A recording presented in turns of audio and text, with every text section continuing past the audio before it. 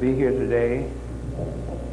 I want to thank Uma, Emiola, Luzemba, and Cultural Communications for bringing me to Atlanta, Georgia.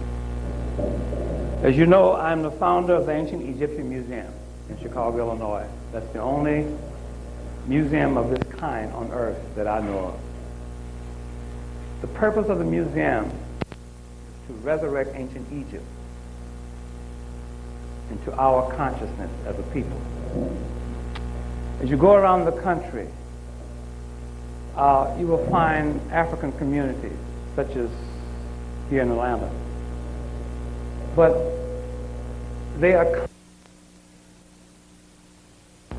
forget about ancient Egypt. Ancient Egypt is in Africa also. But they forget about ancient Egypt simply because they don't call themselves, or we do not call ourselves, ancient Egyptians. And it's not your fault. We've been taught away from ancient Egypt in the school system, the society that we live in, the culture that we are brought up in, the religious institutions that we attend, all teaches us away from ancient Egypt. That's done on purpose. That is to destroy the greatness of us as a people. We know that we are a great people. Is that correct? But we cannot be great until you, us as a people, come into the consciousness of being an ancient Egyptian descendant. I went to Egypt in 1992, and we landed in Cairo, Egypt.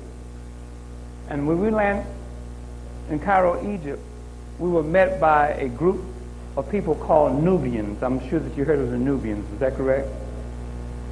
And they met us there, and as we descended the airplane,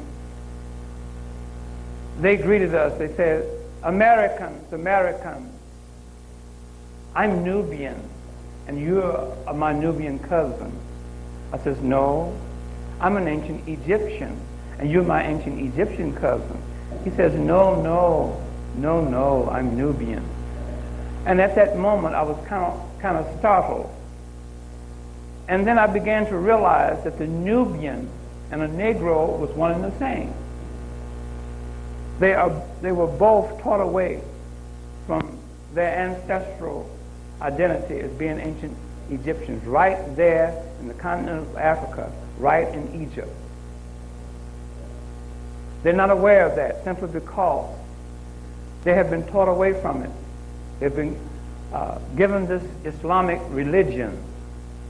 They have been given a new language, Arabic to speak. They have been given a dead white man on a cross and been trained to call themselves Christians and so forth and so on, you see.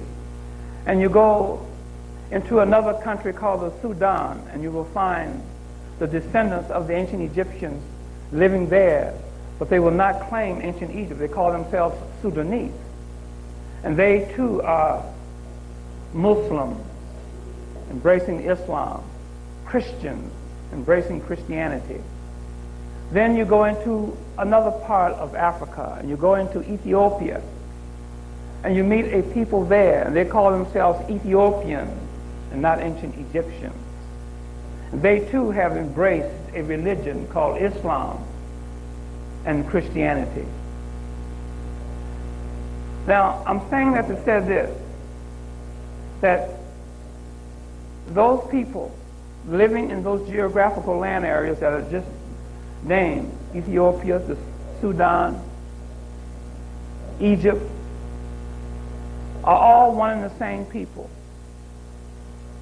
They all made up what is known as the Nile Valley civilization during the time of antiquity. And then you have a large segment of us living in North America who are descendants of the ancient Egyptians. But we have been trained to call ourselves Negroes, black, African Americans, colored, part Indians, and whatever other names you can call. And as you came into this auditorium today, I left some literature so you can pick up and read this literature. And in this literature, From Pharaoh to Negro, I wrote that article in 1991. Please read that article because it has a profound message to you. And if you can understand that message, then you are ready to grow and bring your mind upon a higher level of consciousness. And then the next page is telling you something about the creation of the Ancient Egyptian Museum in Chicago, Illinois. When it was started, the day that I opened the doors up to the general public, etc., etc. And then on the third page, you'll find how Negroes got religion. And that's a very profound picture there, depicting the Negro in his slave servitude position before his white master who gave him the Bible to go out and preach this Bible among his brethren. And then on the fourth page, the last page I gave you in this pack, how we are divided, how we were taught to be divided among us by Willie Lynch, who came to this country to teach the plantation owners how to divide their slaves. And as long as we are divided, we will never unify into something of substance. I'm here today to talk about religion. We're going to have to get down and come up with a great understanding about religion. We're going to have to face reality. Now, the reality that you may face may hurt you about religion. It's going to destroy your belief and your faith about religion. But maybe that's good for you, simply because maybe that's the only way that you can find your way back to your own creator, personal spirituality. And you have a spirituality because you were born with that. Okay, we're going to talk about that. We're going to talk about God. And we're going to talk about the creator, two different entities. I'm going to tell you that God is a man. You're going to say, what? I'm going to tell you a lot of things that may shock you, may open your mind. I'm going to tell you some things that they already know, which is okay. Nothing wrong with that. But we have to grow. We're going into the 21st century. And we're going to have to grow. And we're going to have knowledge to grow. And you're going to have different scholars among us to bring a different message in order for us to grow. That's the only way we can grow. Okay? You're going to have to listen to the message from someone who loves you, someone that is the same as you. No outsider is going to bring you a message to liberate you, to liberate your mind, to enhance your mind, to bring your mind and your spiritual consciousness on a higher level, but one among you. Okay? I am one like you. So I'm here to hopefully bring some new knowledge and a new concept of thinking to the table. Now, I wrote a book called The Historical Origin of Christianity. In this book, I'm saying that there's never been a man that ever walked the earth in human form of any race, creed, or color by the name of Jesus Christ. Never existed. Also in my lecture and in this book, I'm telling you that there's never been a man that ever walked the earth in human form by the name of a prophet Muhammad. So Muslims don't feel secure. There's never been a prophet Muhammad either. There's never been men that ever walked the earth in human form by the name of Abraham, Isaac, Jacob, or Moses. that all religions are man-made, pagan, heathen, occult religions based on mythology. That's all religions are. And to prove that, I'm going to tell you this. No one coming into this world in human form was born with a religion. Is that true? You know anybody was born a Christian coming out of their mother's womb? You know anybody was born a Muslim?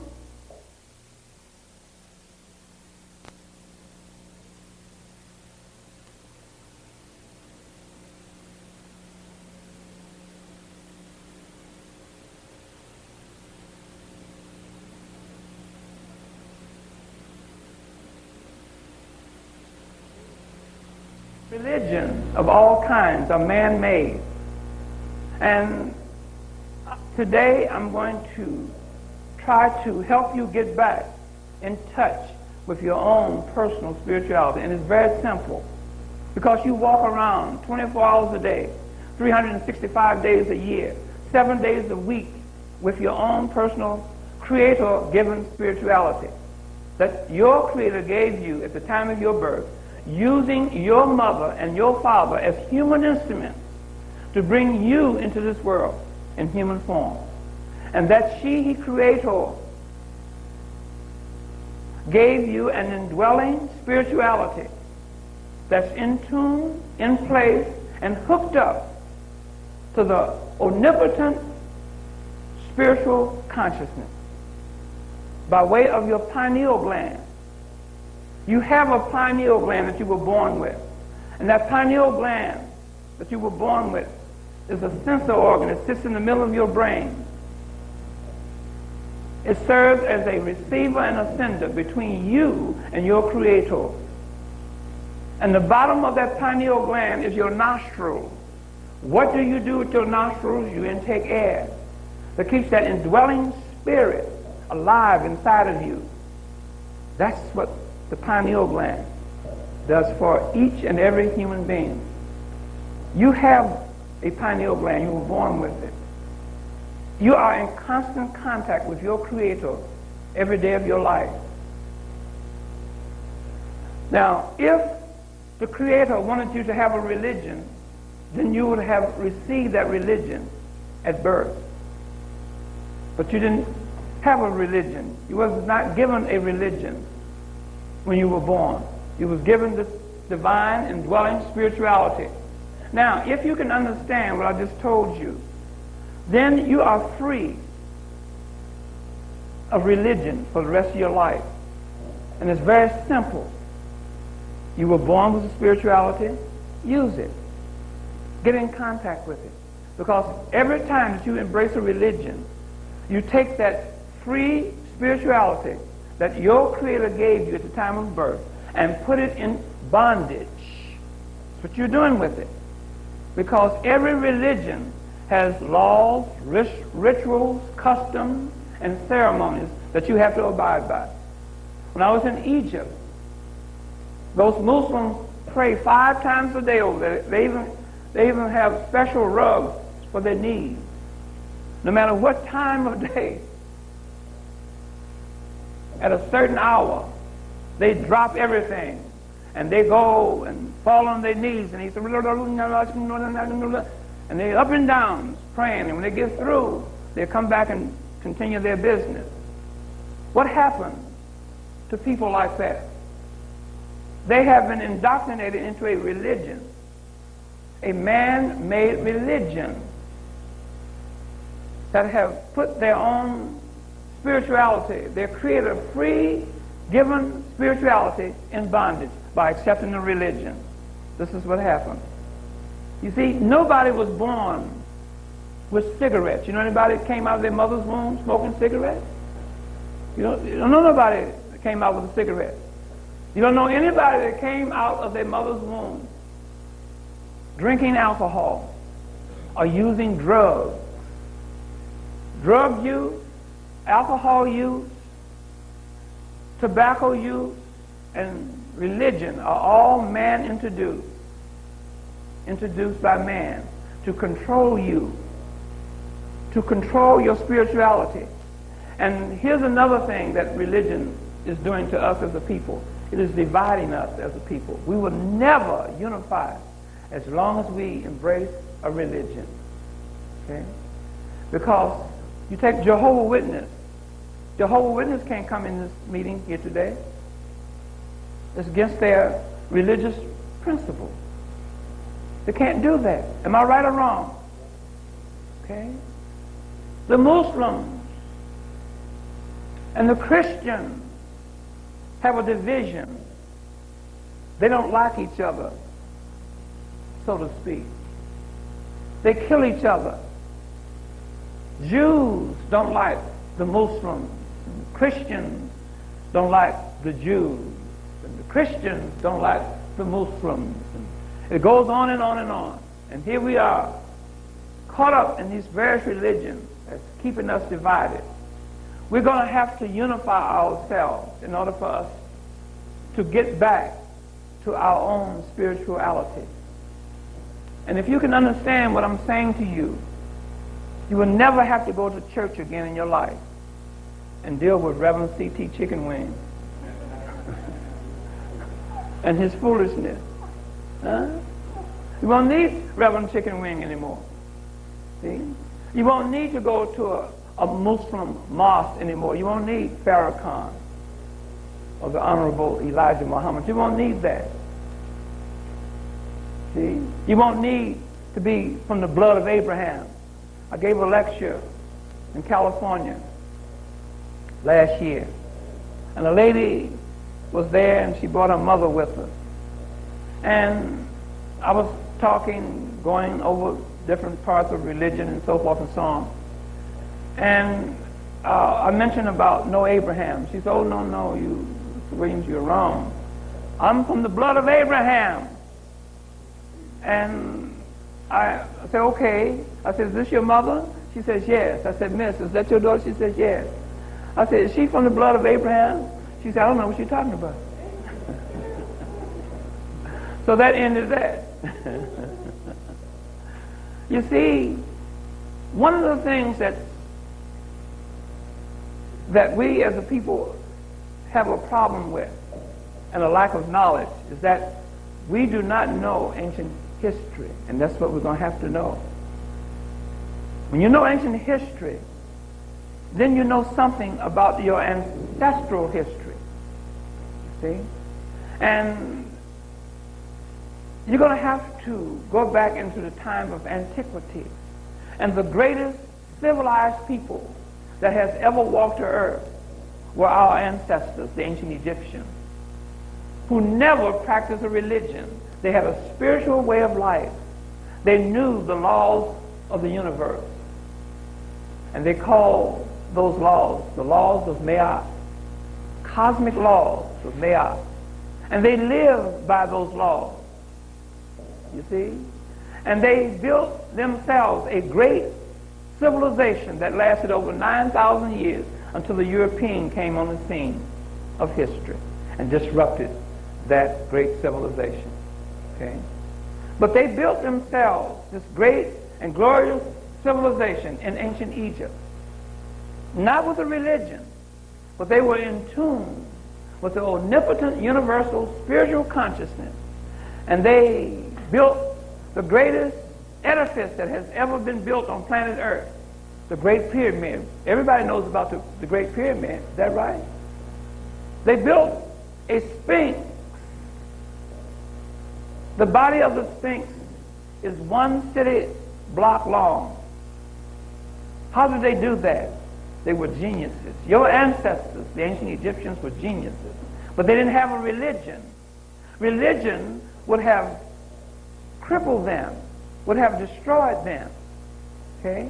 And here today, the descendants of those great people, the ancient Egyptians, are now embracing a dead white man on the cross and saying that this dead white man is my personal savior.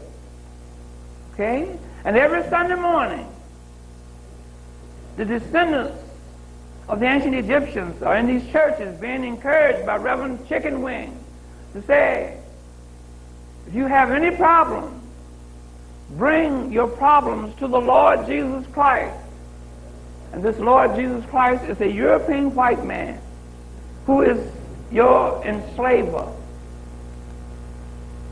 Is that right? Who is your oppressor. But somehow we are encouraged to bow down to this dead white man on the cross. And then in Christian theology they tell you that God so loved the world. Now, God is a he. So loved the world that he sent his only begotten son, another male, to save the world from sin. And that son happens to be a European white man, the image of a European white man. His only begotten son. But that means that there's no other race of people. It's the Son of God. Only the white man. See, you have to realize what is being taught to you and listen and ask questions of what's being taught to you. Now, why is this European the embodiment of God on earth? Political reasons. There's a reason for that. You have to understand that. So in my book, The Historical Origin of Christianity, I have put together for you historically, step by step, the historical origin of Christianity.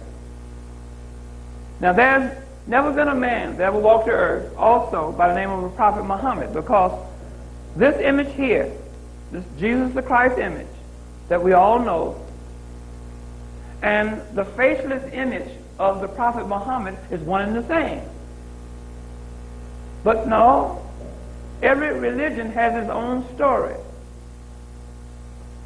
its own theology attached to each religion. And they give a birth date for a Prophet Muhammad. They give a birth date for a Jesus the Christ. And they give you a date and a time of Abraham and Isaac and a Jacob and a Moses, all in religious theology. But if you came outside of your belief in these religions, you will never find evidence to prove that there was a Jesus Christ walking the earth. You cannot find evidence outside of your belief to prove that there was a Prophet Muhammad. You cannot go outside of your belief to find any evidence of Abraham, Isaac, Jacob, or Moses. You have to realize that you have been fooled by these religions. You have been fooled by these ministers. You have been fooled by the leaders, because the leaders and the ministers, they have been fooled themselves. Okay? So you're going to have to really dig into the understanding of these various religions in order for you to find your own spirituality, in order for you to understand who you are spiritually. Okay? You have to understand who you are spiritually before you can understand these religions. Or let's go on the reverse side. You have to understand religion before you understand your spirituality. And your spirituality is right up on your nose every time you take a breath. That's your spirituality. And when you embrace a religion, you're clogging the artery of your spiritual, natural, birth-given spirituality. That's what you're doing. You're clogging that artery between yourself and the Creator by believing in a man-made religion. Okay. Then you're going to have to understand that we have to make our way back to ancient Egypt. I cannot reiterate that enough times in order for you to understand that. That is the only entity that we have and the only avenue that we have that will take us back to our greatness. And once we get back to ancient Egypt,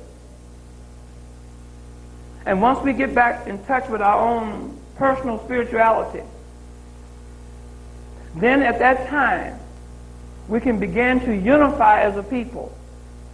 And once we unify as a people, then we can do anything that we want to do. You remember in 1983 in Chicago, Illinois, there was a man by the name of Harold Washington who ran for the mayoralship of the city of Chicago. Anybody remember that? So something happened in Chicago that year. Our community, our African community in the city of Chicago, unified around one man, one ideology. And that ideology and one man was Harold Washington, to put him on the 5th floor of City Hall to be the mayor of the city of Chicago. Little children going around with Harold Washington buttons. Young people, high school, teenagers, walking around with Harold Washington buttons. Middle-aged people, old folks, walking around with Harold Washington buttons. And his white opponents would say, you know, I have a black book on Harold Washington. We say, we don't care if you have a green book on him. We're going to vote for Harold Washington. Well, you know, Harold Washington went to jail. So what? We went to jail too. Well, you know, Harold Washington just don't pay his gas bill. So what? We're behind our gas bills too. We're going to vote for Harold Washington. And they had a political analyst in Chicago who said, I've been a political analyst for 35 years, and there's something out there that I can't put my finger on that's happening to that community. I knew what was happening. The thing that was happening to us is that we were unifying ourselves. And when we unified ourselves, what happened in Chicago? Harold Washington went to the 5th floor, didn't he? He went to the 5th floor because we unified ourselves. Okay? And this is what we're going to have to do. We're going to have to unify ourselves. We're going to have to shed ourselves of all religion in order for us to see who we are spiritually. I was at the University of Chicago last year to hear a lecture by a member of our race. He had graduated from the University of Chicago Theology School of Divinity. And he was teaching at one of the colleges in California. And he was up there, he was very proper. He was using great, big, huge college, university words that you knew nothing about. At least I didn't.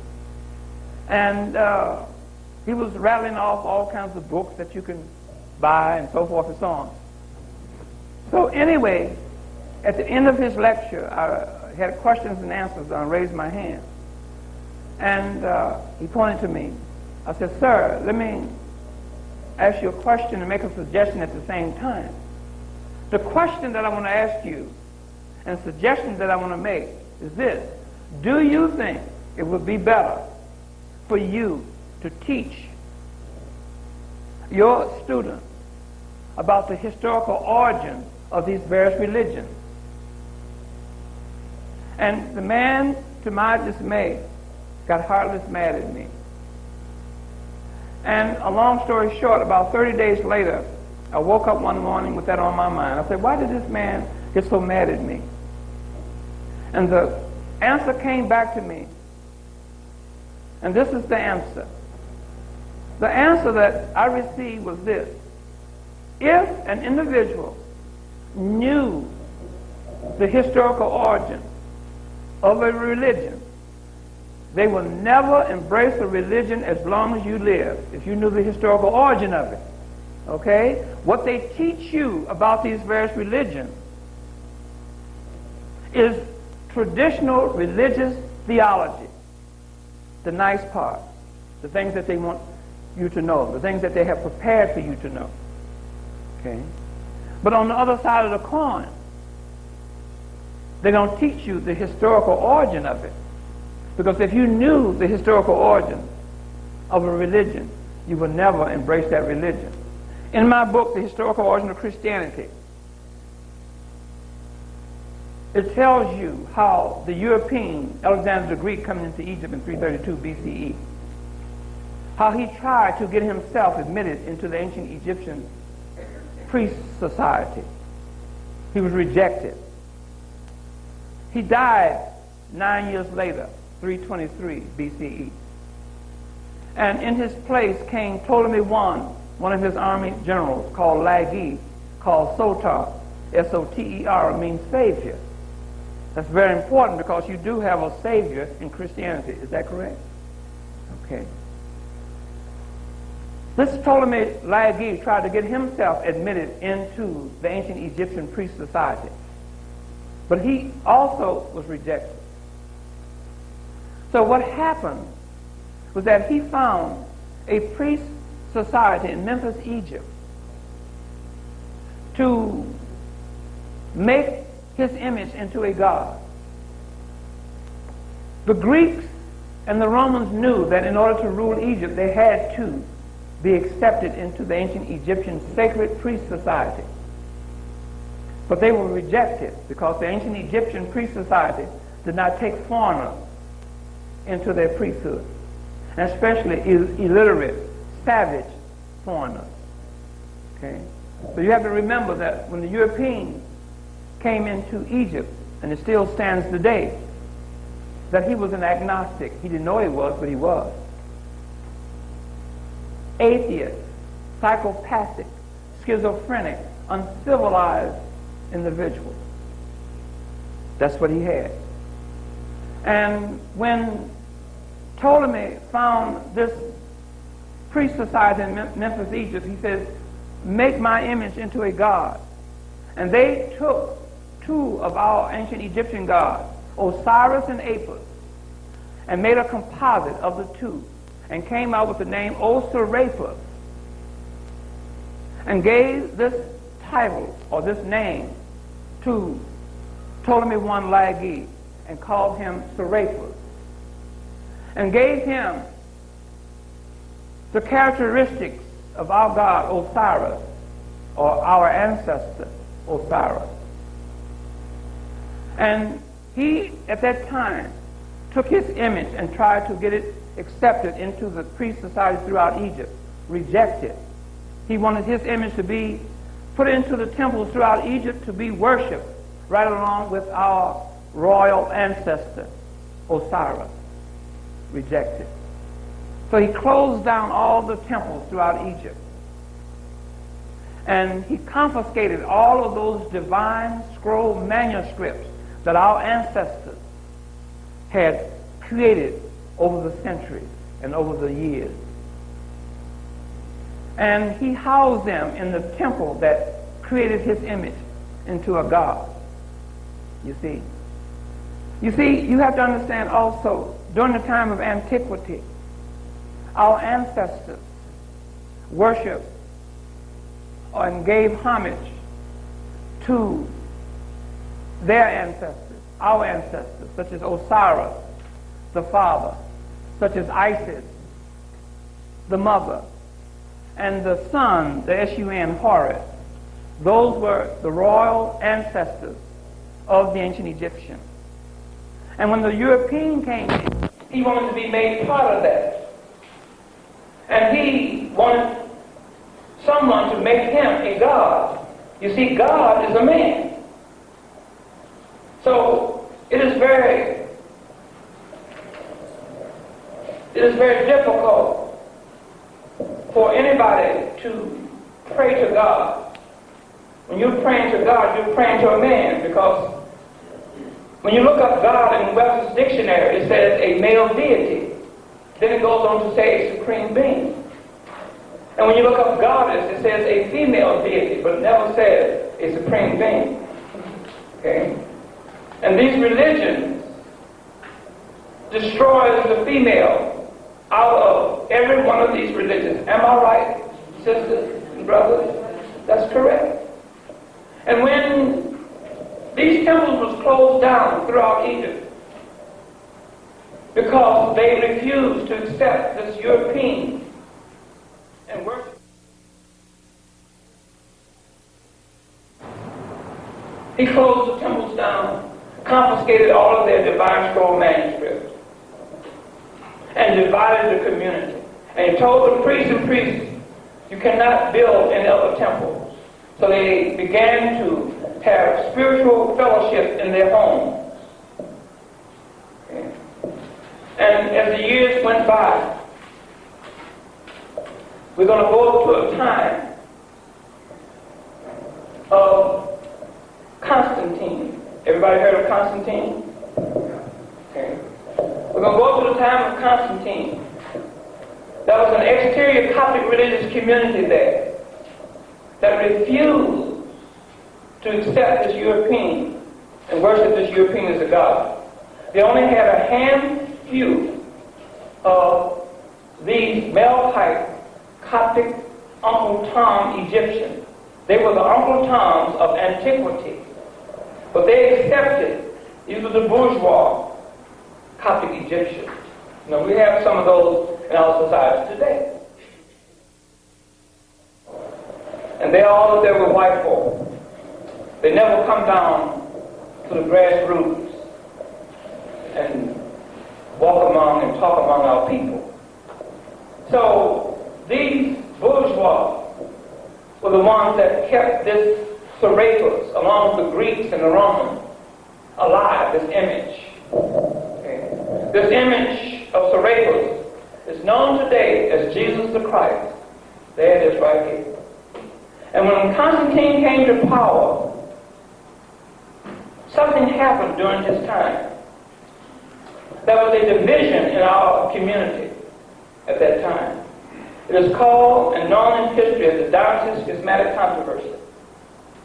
That controversy came about when members of that religious community turned over sacred writings to Diocletian, the Roman emperor at that time. And the division came about when members of that community, such as Donatists and Bishop Secundus, said you were supposed to have martyred yourself instead of turning those divine writings over to this Roman emperor. You're supposed to have martyred yourself, just like your predecessors and your ancestors before you. And so what happened was that community over in Egypt was divided all across North Africa. I'm going to give you an analysis of that. In Chicago, I told you about the unification that we had in our community when Harold Washington was being elected in Chicago, right? When Harold Washington died, division set in. Okay? Our political-based community was divided. What happened during that division was a white man came right up in the middle of it and became mayor of the city of Chicago, Richard M. Daley. Okay. He's the mayor today because of the division that happened to us in Chicago. So the same thing during the time of Constantine, and we're talking about in the 4th century, a division came about and is known in history as the Deification controversies. Okay. That controversy caused Constantine to go to a member of the exterior Coptic religious community who had refused to accept this white man as God and made a deal with that individual. That individual is named Sylvester I. Said, listen, Sylvester, if you accept Serapis, this white image, into your community and get the rest of your people to do the same, I will give you my imperial emblems of authority over that community. In other words, you will be the head NIC. You know what the head, you know what HNIC means? And all I want is to be baptized in that community, in your community. That's all I want to do. And if you do that, you will have authority over the whole community. I have no authority. So Sylvester accepted that. And he became the head HNIC over the Coptic community. And that deal is known in history as the donation of Constantine. That's the name of it. It's all historical. The donation of Constantine. And then we also had a bishop in our community by the name of Arius. He said, no, we cannot accept that because this image of Serapis is nothing but a created creature, dissimilar from the father, Osiris, but nevertheless, a creature nevertheless. And that caused what is known in history as the Nicene Council. Anybody heard of the Nicene Council? Those three things caused the Nicene Council to come about. It's all in my book. And at the Nicene Council, they took that image that we know today as Jesus Christ, then known as Serapis, and inserted it into our ancient Egyptian divine triad. The ancient Egyptian divine triad consists of Osiris the father, Isis, the holy Hathor cow mother, and Horus, the S-U-N. They took Horus out of that divine triad and put in a European white man as the S-O-N. And if you listen to the preachers, they tell you that Jesus Christ is the Son of Man. You ever heard of that statement? That's true. Man created Jesus the Christ. Okay? So this image was inserted right there in the council called the Council of Nicaea I, or the Nicene Council. And that is also called the Nicene Council, or the Council of Nicaea, is also called the Homoousius Council, creating what is known as the Homoousius Creed. Okay? And then we're going to move up to another council meeting 56 years later, the Council of Constantinople I in 381. That council was called because the Roman government accepted the Nicene Homoousius Creed as their government creed.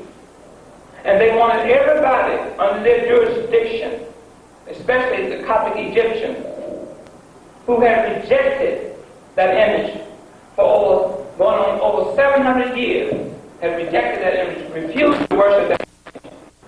They wanted that community to accept this European image as their God. And when that community refused, then this Roman ruler began to confiscate their property, their personal property, and so forth and so on. But he was reminded, said, hey, you can't do that. A bishop by the name of Ambrose said, you can't do that simply because of the donation of Constantine. See, the donation of Constantine gave him no power over our community, this European Roman. So he had to back down and give those homes and things that he confiscated from that community back. And then we're going to go up to, I'm trying to walk you through the historical origin of Christianity in a short overview. Then we're going to go up to the most important council meeting that has ever existed in history. And that's the council meeting where they made this image that we know as Jesus the Christ, then known as Serapis, into the Christ. Now the Nestorian monophysites, the monophysite is an individual, Coptic Egyptian, who believed that this image that we know today as Jesus Christ, then known as Serapis, had only one nature, a spiritual nature, but not a human nature. So how does one get a human nature? You have to be born through the body of a woman. Is that correct? Yeah. So now here these Melkite Uncle Tom Negroes, I have to use that word Negro, but they were Coptic Egyptian. They called this council meeting called the Council of Ephesus 431 to get this created creature, Serapis, known today as Jesus Christ, a human nature. And here's how they did it. They went into our ancient Egyptian divine triad and took our female goddess, Isis, out of that triad, out of that trinity, and discarded her. And they created a created creature called the Virgin Mary, and gave that created creature the title of Theotokos. The word Theotokos means the mother of God. And they took that created creature, the Virgin Mary, with that created title, Theotokos, and they amalgamated her, or that name, or that creature, with this other creature, Serapis. And when that was done, this Serapis image had a diaphysitic nature, had two natures, a spiritual nature and a human nature. And now these Coptic Melkite Uncle Tom said that now you are the anointed one. Now you are the Messiah, not A-H, Messiah. That's a different meaning, A-S. In Coptic, Egyptian, Greek means Christos. In English, Christ. So these Uncle Tom, Melkite, ancestors of ours, created this image 751 years prior to the Council of Ephesus. And now 751 years later, they have given this image a human nature and a spiritual nature, a diaphysitic nature. Okay? So that's how this image got to be the Christ. And then the Nestorian, the Monophysites, still said we're not accepting that. That's those grassroots Coptic Egyptians, like we are, not the bourgeois. And then another council meeting was called, the Council of Chalcedon. And at the Council of Chalcedon, 451, they said we're going to end all of the arguments over this issue. What went on 20 years prior is valid, without any argument. And they end that council meeting called the Council of Chalcedon. And at that point, Christianity as a religion began at that point. Okay? This is history. But when you embrace a religion, they don't tell you this. They're not talking about this in traditional religious theology. Because if you knew this, you would be a Christian, wouldn't you? If you knew how this dead white man on the cross got to be the Christ, and how your ancestors, our ancestors, created this image, how our ancestors, your ancestors, fought against this image, of accepting this image, you would never embrace a religion. Okay? And in my book, I'm also telling you that you heard of the Prophet Muhammad, the name the Prophet Muhammad? It's never been a Prophet Muhammad. Muhammedism came out of monophysite Christianity. I asked Muslims, I said, you're a Muslim? So yes, brother, I'm a Muslim. I said, do you know the historical origin of Christianity? The answer is no. Then you know nothing about Islam. You don't know about Islam. You don't know the historical origin of Christianity, because Muhammedism came out of monophysite Christianity. Okay? And the name Muhammad, it's in my book, was not created until 1240 ACE. Had nothing to do with a Prophet Muhammad, the story that they tell you about somebody born in Mecca in 634 and all that other kind of stuff. His wife was Khadijah, and his daughter was Fatima, and they go on and on, they tell you that his father-in-law was Abu Bakr, and the successor of Abu Bakr was Omar, and the successor of Omar was Uthman, and then his nephew was Ali, and Ali married his daughter Fatima, and it goes on and on. All based off of lies. Okay? It was Mohammedism before it was Islam. Okay? And the name Muhammad, like I mentioned before, did not come about, or was not created until the 13th century, 1240 to be exact. Okay? And that name was Wigwa of Muhammadiyah. Wigwa means to sing the praises of Muhammad. You notice that when the Muslims speak the name Prophet Muhammad, they say, peace be unto him, brother, and they go through a whole lot of rituals. You know, as just making an excuse for pronouncing the name. That's all out of Wigwa of Muhammadiyah, or the near Muhammadi. You see? So, in my book, I'm touching on something about Islam also. So we have to know these things historically if we are to advance ourselves going into the 21st century as a people. We have to have knowledge. We have to have scholars who have done the research to back up the scholarship. And it's a funny thing. I have a $5,000 reward, I'll use that term, for anybody of any race, creed, or color to repudiate what I'm saying. When I say there's no Jesus Christ, repudiate that. When I say there's no Prophet Muhammad, repudiate that. When I say there's never been men that walked the earth in human form by the name of Abraham, Isaac, Jacob, and Moses, repudiate that. Not by words, not by barber shopping, not by pool room talk, not by parking lot talk, not by hanging on the corner talk. I'm saying repudiate it. Do some research. Write a repudiating paper and give it to me. Say, Mr. Williams, I have heard what you said about these religions, and I repudiate what you're saying, and this is my research. Hasn't been done. I'm on talk radio, especially in Chicago a lot, and they bring up rabbis to get me. They bring up Roman Catholic priests to get me. They bring up Muslims to get me. They bring in Jehovah's Witness to get me. I asked the Jehovah's Witness one day.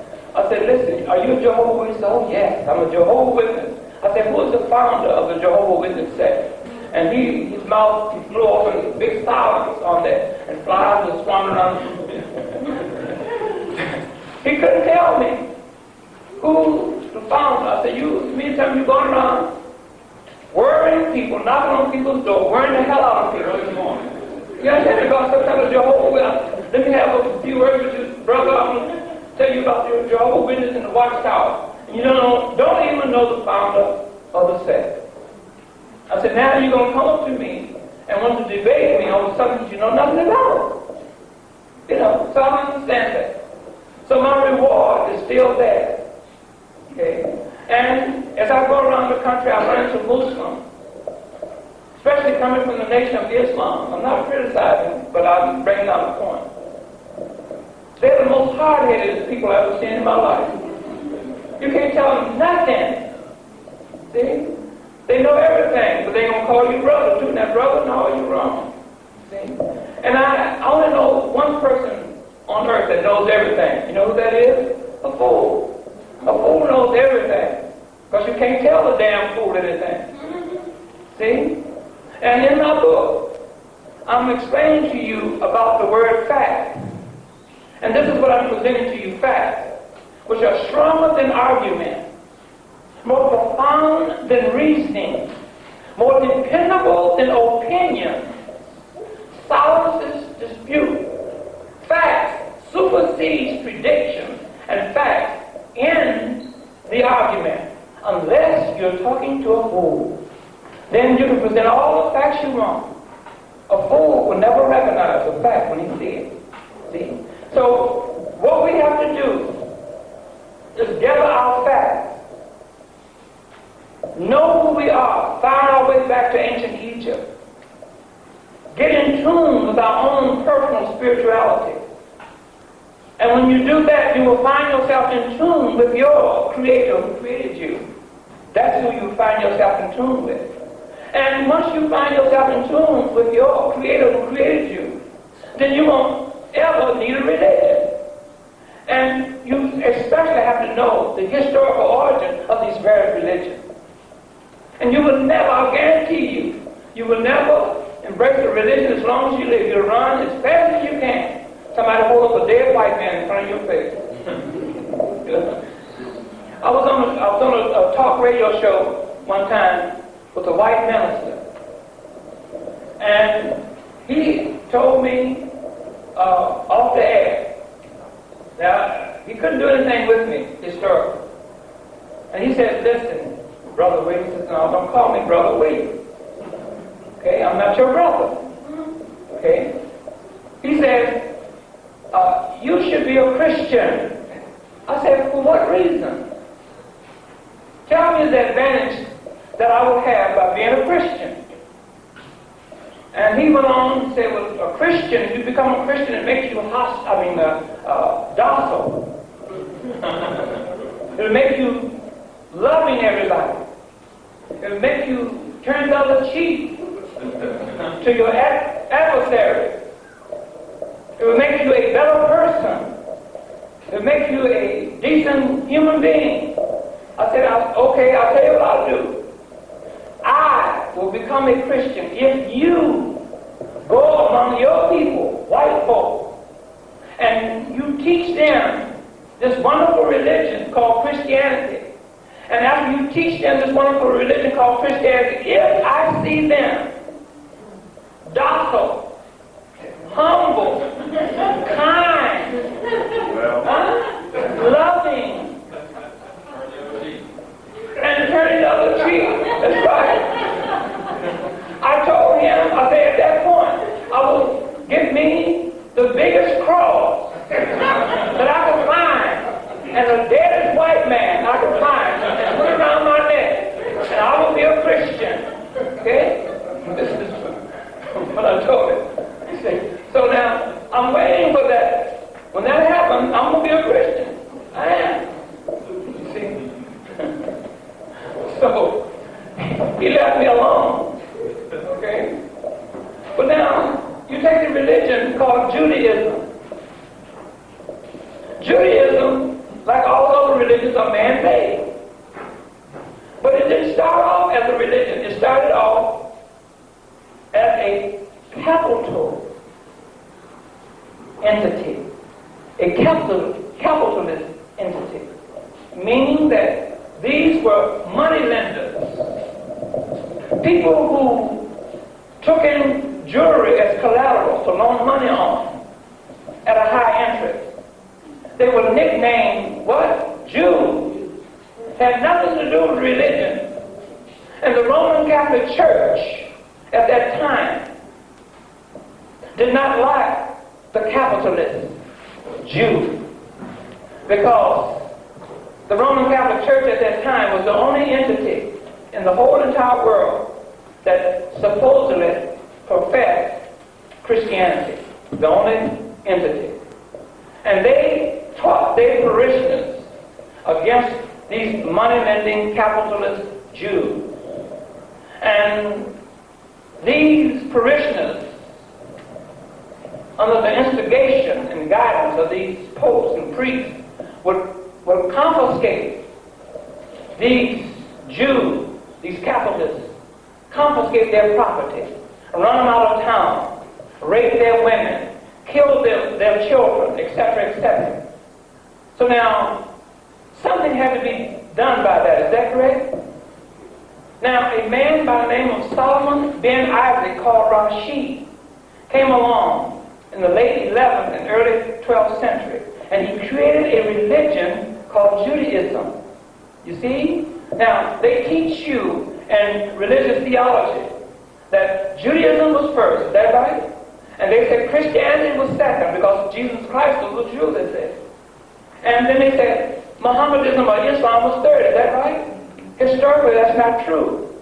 It was Christianity first, Muhammedism / Islam second, and Judaism last.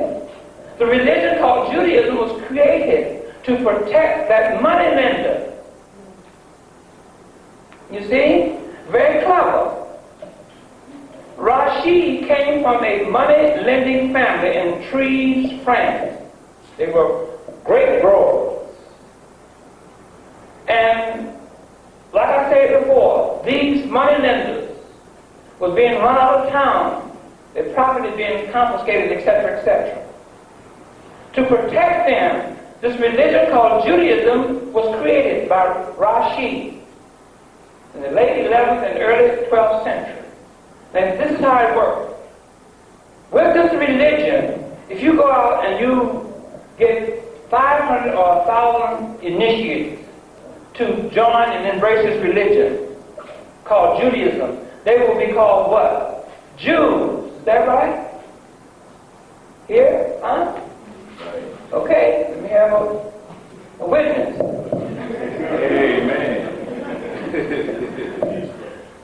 Amen. They will be called Jews. Is that right? Right. Now, the moneylender was called a Jew too, right? But now when the people come after the Jews, they can't find the moneylender Jew because the religious Jew is out there. See, with his little yarmulke on and his little Star of David and all that kind of stuff. See? So the moneylender, he is now hiding. You don't see him no more. Like, let's go into South Africa. I'm going to show you another example. In South Africa, you had the apartheid system. Is that correct? And you had people like P.W. Botha and de Klerk was president of South Africa. Is that right? And they were keeping apartheid alive and in place. Is that correct? Now everybody, when you speak of apartheid, it's a terrible thing. Of course, we know that. But you hated P.W. Botha or de Klerk. Is that right? But the real culprit was the mining community, the owners of the mining community, De Beers, Oppenheimer, and the people of the mining owners who owned the diamonds, the gold, and the mineral mines of South Africa. They were the ones that created apartheid. But you didn't see them. They walked around you, among your honey there. How are you? You wouldn't know he was there. You wouldn't know he was the one that created apartheid, the one that's been killing us over there. You wouldn't know that. See, because you don't like P.W. Botha or de Klerk, because he's the one that we see. See, so the mine owners you don't see. See? Now, so another analysis is this. World War II, 1939-1940. A man by the name of Adolf Hitler came to power. Is that correct? You know the story of Adolf Hitler, right? Because the Jews will never let you forget it. Is that right? Okay. Now, let me show you about something very simple. In 1939-1940, the whole world, all the countries of the world were in a depression. All over the world. Okay? So now, here comes Adolf Hitler. Germany was on the brink of collapse. Unemployment was running rampant. Inflation was high. People were starving. Here comes Adolf Hitler with a well-fed army. Well-armed army, had all of the modern armory that could be found of that day. Is that right? Had airplanes, submarines, ships, guns, bullets, you name it. Okay? That war cost $272 billion. The point I'm trying to bring out is this.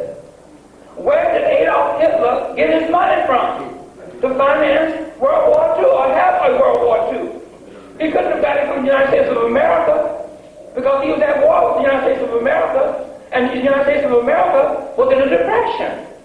He couldn't have got it from England. He was bombing England. England was also in a depression. Is that correct?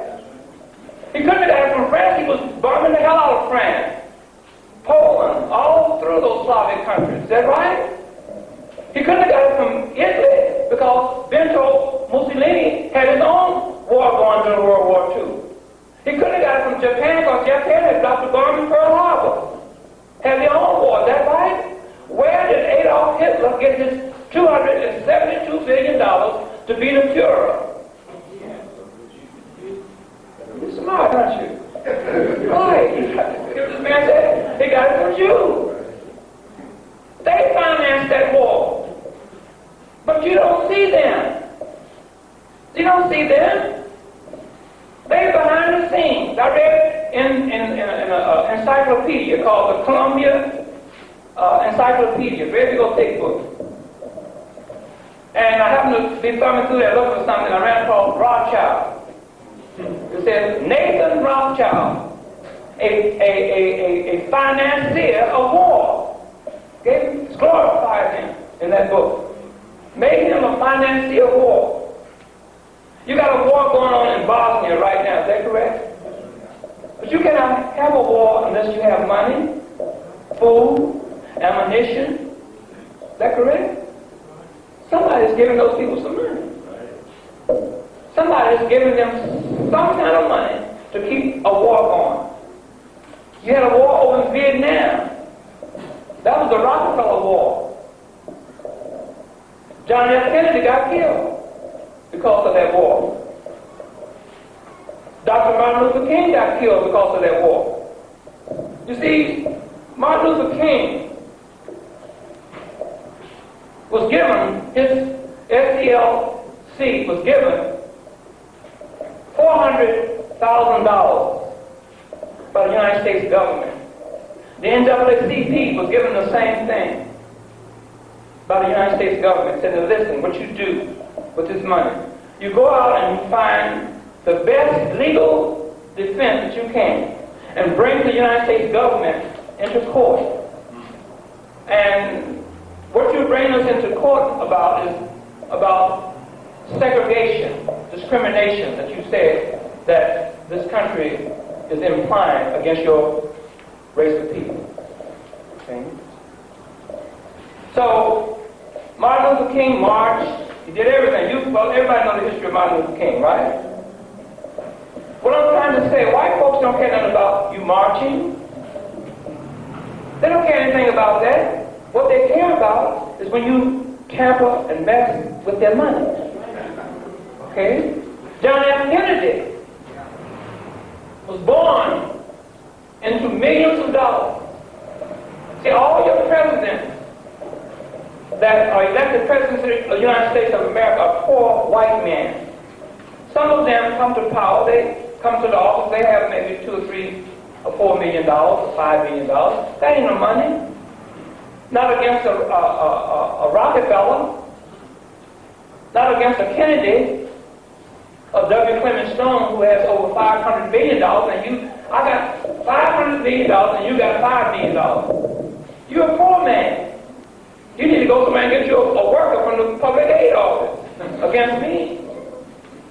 So now here's John F. Kennedy up there, the president of the United States. Okay. He wanted to stop the Vietnam War. Okay. And they said, well, no, don't do that. Be cool.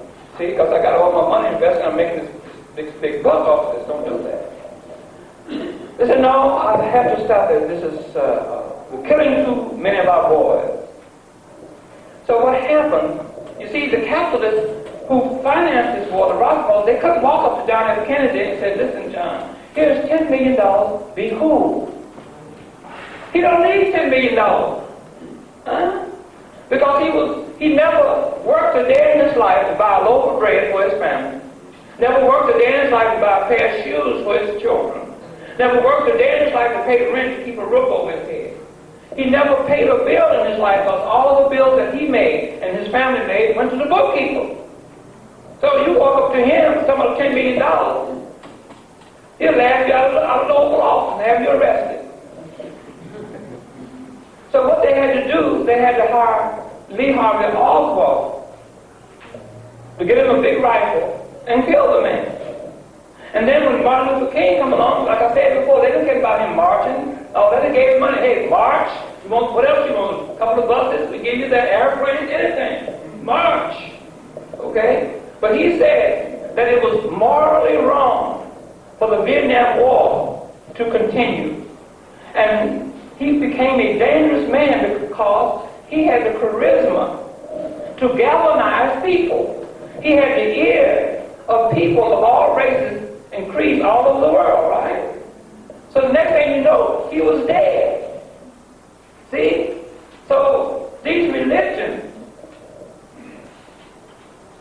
are created to protect the moneylender. That's your culprit. Judaism was created for that. Protect the moneylender. So today, religions are used for an evil faction. We as a people must discard religion. In my book, The Historical Origin of Christianity, I'm telling you how Christianity began. Please read that book. Understand the book. Please understand my message that I'm trying to bring to you at this very moment. Don't forget what I told you about ancient Egypt. We are descendants of the greatest people that has ever existed on planet Earth, the ancient Egyptians. I didn't say Egyptians, because anybody of any race, creed, or color can be an Egyptian. Anybody can be an American today, of any race, creed, or color. All you got to do is come over in this country and stay a certain at the time you're an American. Is that right? Same thing in Egypt. But there's only one race of people on earth that can be called and deemed and identified as an ancient Egyptian, and that's us as a people. African.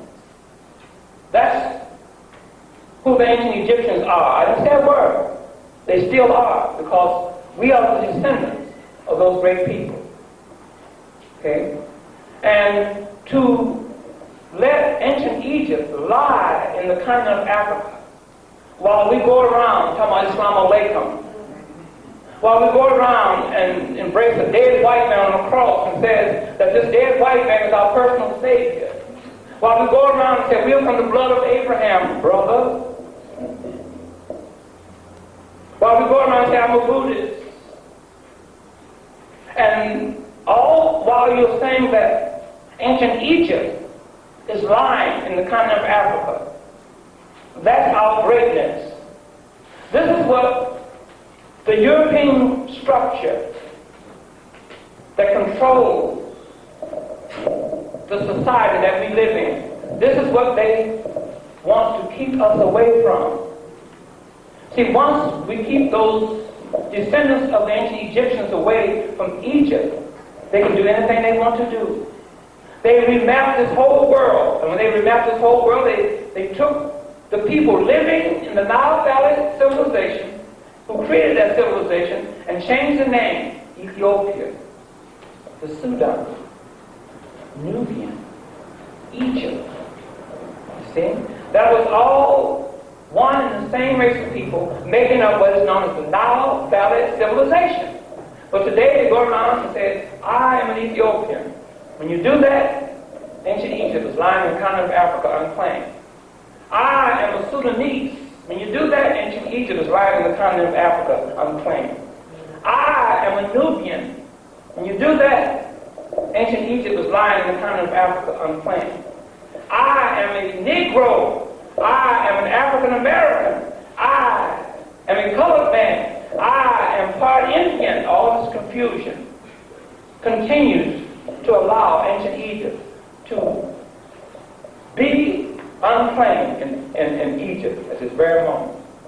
So we're going to have to unify and rectify that mistake.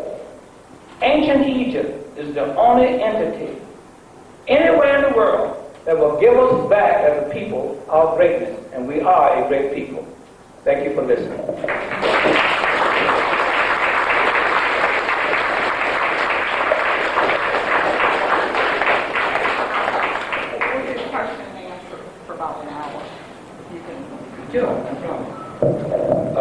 Almost said we're going to do questions and answers about an hour.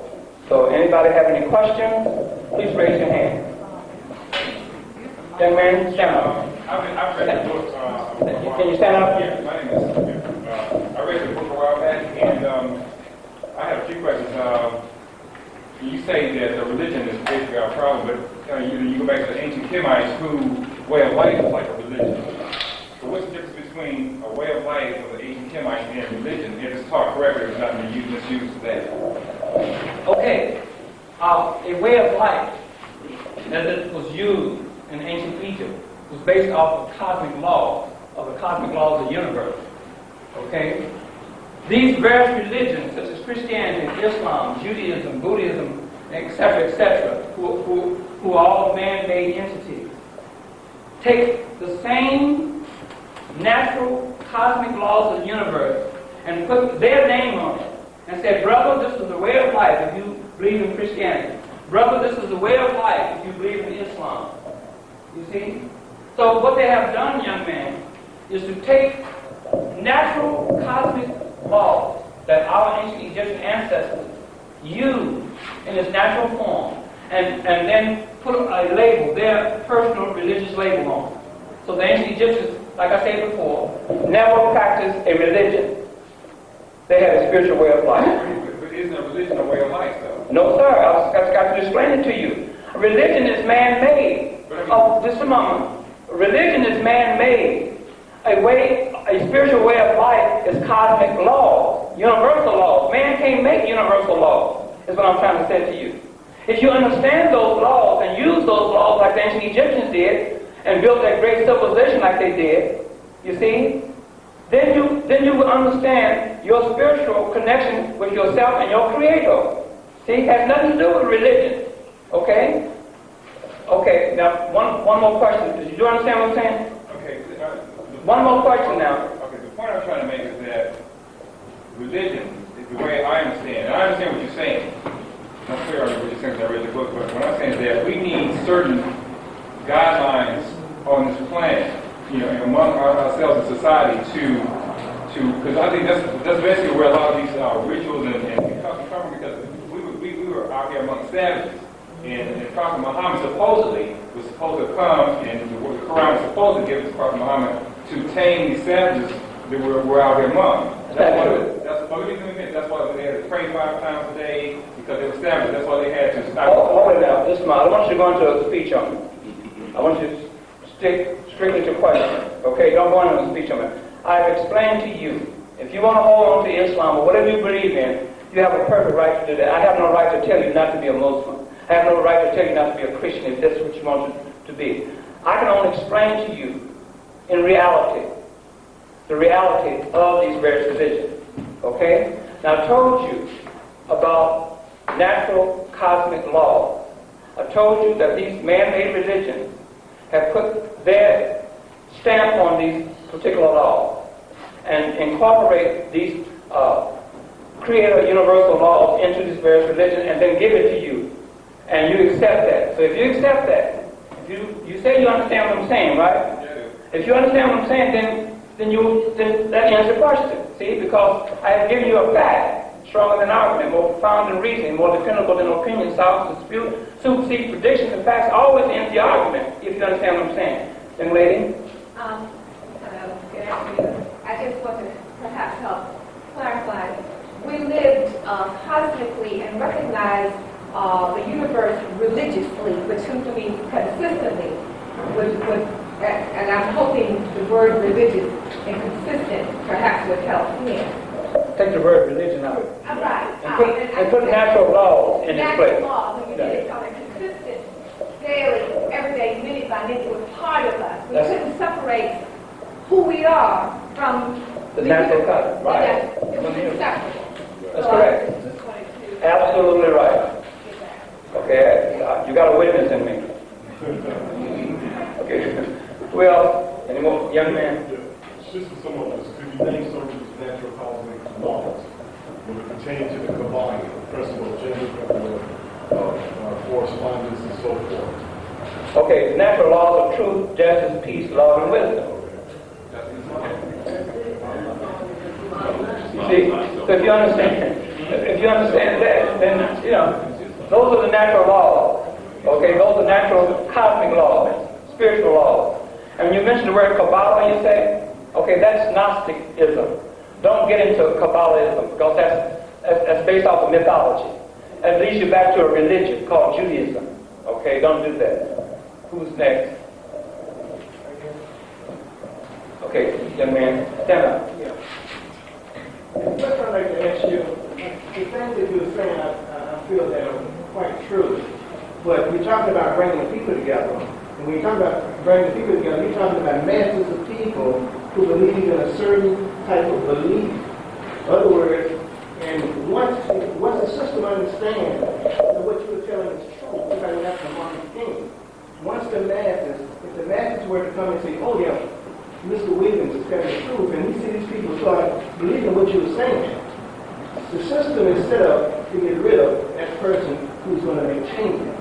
So how we are going to make these changes happen when we understand that the system is set up to keep truth from coming out? Because they do not want us to unite. The thing they want us to do is to keep us divided. If you start studying all the philosophers, Chris Moran, he talks about keeping people in conflict, causes division. So how are we supposed to come together when we're so divided? And each one of these religions, because of feelings, because if I study under Buddhism, if I do those prayers and do those chants, certain feelings come upon me. A person studying, he's a Muslim, he's studying. You see the Christian, you see what's called the Holy Roman, they're jumping because they feel like they have a Christian experience. So how are you going to change all these masses of people who have all these beliefs, and the system understands that? And because if we start following you, or not following you, but say we embrace the concept, which the concept is true, many invited, one in mind. That's the whole concept of it. If everybody came under the same way of thinking, things won't have to change. Okay, I understand how are we supposed to do that? Okay, first place, it starts with you. It started with me, and I'm giving it to you. Okay? I'm not going to worry about myself. Okay? I'm not going to worry about whether I'm going to be assassinated or not. I can't do that. The Creator has imparted in me, Walter Williams, a certain amount of knowledge. I don't know everything. Like I told you, only a fool knows everything. I'm not a fool. But let's say I was used as a human instrument to bring forth certain knowledge in world history at a certain time, and the time is now. I was born with a certain gene inside of me at the time of my birth.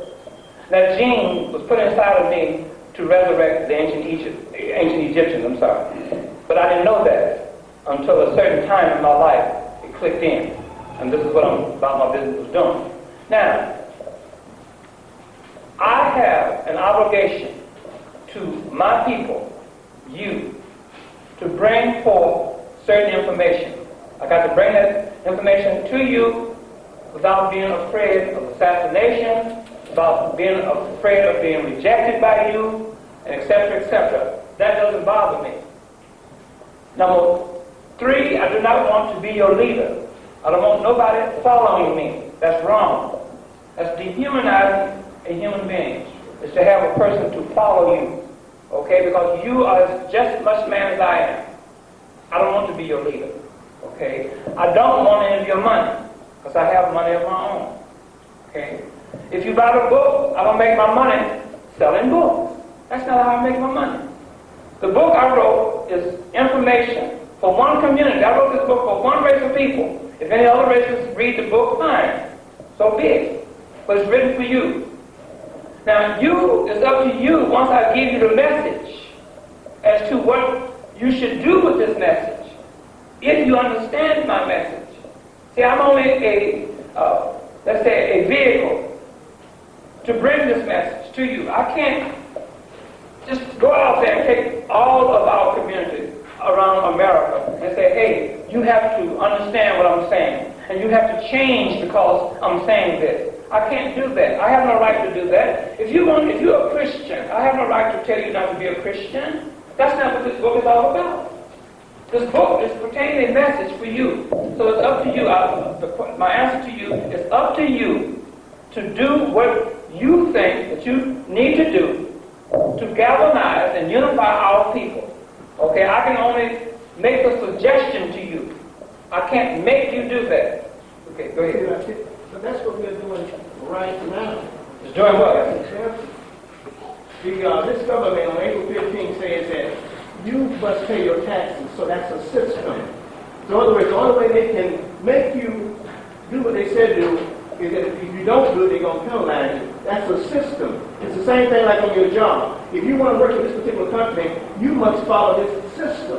Okay. So in other words, the system will have to be set up, just like the system was set up to collect this money. If you don't pay this money, we're going to penalize you. So we got to come up with some type of principle and a system where everybody can follow. If not, we just talk. Okay, I understand that. I understand that. I'm telling you now, get back in tune with your spirituality. That's what I'm telling you, to unify yourself that way. And another thing, since you speak of paying taxes, now let's can't go all day with you now. Since you are talking about the system of paying taxes, if you understand, and if we understand as people that we are not citizens of the United States of America, never have been, and never will be, according to the Constitution, then you won't pay taxes. You say, well, I'm not paying taxes because I'm not a citizen. But that goes into another subject. We're not citizens of the United States of America because the Constitution that was drawn up in 1767 did not make us or include us in citizenship of this country. Okay? So therefore, if that's true, and Emiola sent me a piece of literature, which, thank you very much, Emiola, I got that, a piece of literature that you sent. And it really gave me another bullet into that conversation and that subject matter. So if you understand, we as people all over the country, say we're not paying taxes because we're not citizens of the United States of America and don't pay it, okay? Then they have to put all of us, 35 million people in jail, okay? All right, so we won't worry about that. But if you can understand my message, it's what you're going to do with my message. See? I can only give it to you. I can't make you do anything. I have no right to do that. Yes. Where are you? Okay. Okay. This issue right here that I came from, I've been working for the past 5 years about reconstruction of space. So to me, that is the most important issue. Okay, I realize now, that I guess I didn't realize that I was from ancient Egypt, but I needed something spiritual. So the thing is, let me answer this brother right here. It's not about now. It's not about escaping what you are, what you've gotten into. We as a people are being annihilated. Now, whatever religion you are, that's fine, that's your thing. This is what he's trying to say. But we have work to do. And the main thing I've been worried about is the reconstruction of the space. In the face, not of a black man, but in the face of their white God. So that's what I like to know, what can we do to help that. I mean, they were digging in the pyramids. They're doing it for ages, but I'm saying it's time for us as ancient Egyptians begin to say, look, we're not going to tolerate this. Look, we need to talk to somebody like, let's hold this. This is not your property. I mean, you have a museum. That's excellent. But what I'm saying is this: they have a lot of our property as ancient Egyptians, and we need to stop this. You know what I mean? Correct. I'm all for this. This is what I'm sitting up looking at TV. They are beginning the reconstruction of the Sphinx. So I'm saying, boys, you have a museum and you study Egyptian. What can we do to kind of help this mess stop this? First place, you can do this. You're going to have to come into the consciousness of the people. I'm talking about 35 million people living in North America. You're going to have to come into one unifying consciousness that we are descendants of the ancient Egyptians, and the ancient Egyptians are our ancestors. I can say were. They still are our ancestors. Okay? Then we have a voice then. I can't do it. Little Walter Williams can't do that. Okay? I can only do what you're doing, get mad about it, and not like it. But I have to have numbers behind me. If I was to march on that project or against that project, they would have to look out there and see numbers. Okay? So I can only go around the country and bring to your attention that ancient Egypt is unclaimed at this very moment. That's all I can do. And then it's up to you to take it from there. Because I can only do so much as one human being, one individual. Young man? Yes, the Nation of Islam is about to, hopefully, I think, if I'm not mistaken, in October, come together. Some odd million of brothers going to Washington in March. Is that going to be unify ourselves and hopefully get rid of some of this nonsense that's been going on with social media? No, that's the wrong way of doing it. First place, he's going to march. Farrakhan represents two religions. He represents Christianity and Islam. Okay, that's his ideology that he follows, along with the Honorable Elijah Muhammad and the Nation of Islam. No, that's the wrong way. Then another reason why it's the wrong way, the Nation of Islam takes from our community and never gives to our community. That's reality. If you want to join that march, you have to pay $10 or $11 to register to march in. If you want to know and get more information about the march, he's got a 900 number to call. It costs you $2.95 a minute. But now he loves his people now. Okay? All right. So, and then the fourth thing is what I'm trying to bring out. I'm not criticizing. I'm only bringing out facts. Okay, this is an awareness. We got brothers and sisters among us. They want to take from us, but they never give to us. Okay? All right. Now, so you have to understand what the Nation of Islam is doing. Okay? No. And then the fifth thing is that Farrakhan marching to Washington does not have a positive agenda that he wants to present to the world in our behalf. No agenda there. Because I have been to meetings in Chicago, and they're talking, but there's no agenda. Why are you marching to Washington? They don't know. I know why they're marching to Washington. To glorify the Nation of Islam, to bring attention to Farrakhan so he can charge more money for his lectures and so forth and so on. And take money from our community and give nothing back to our community. Nothing whatsoever. Young lady?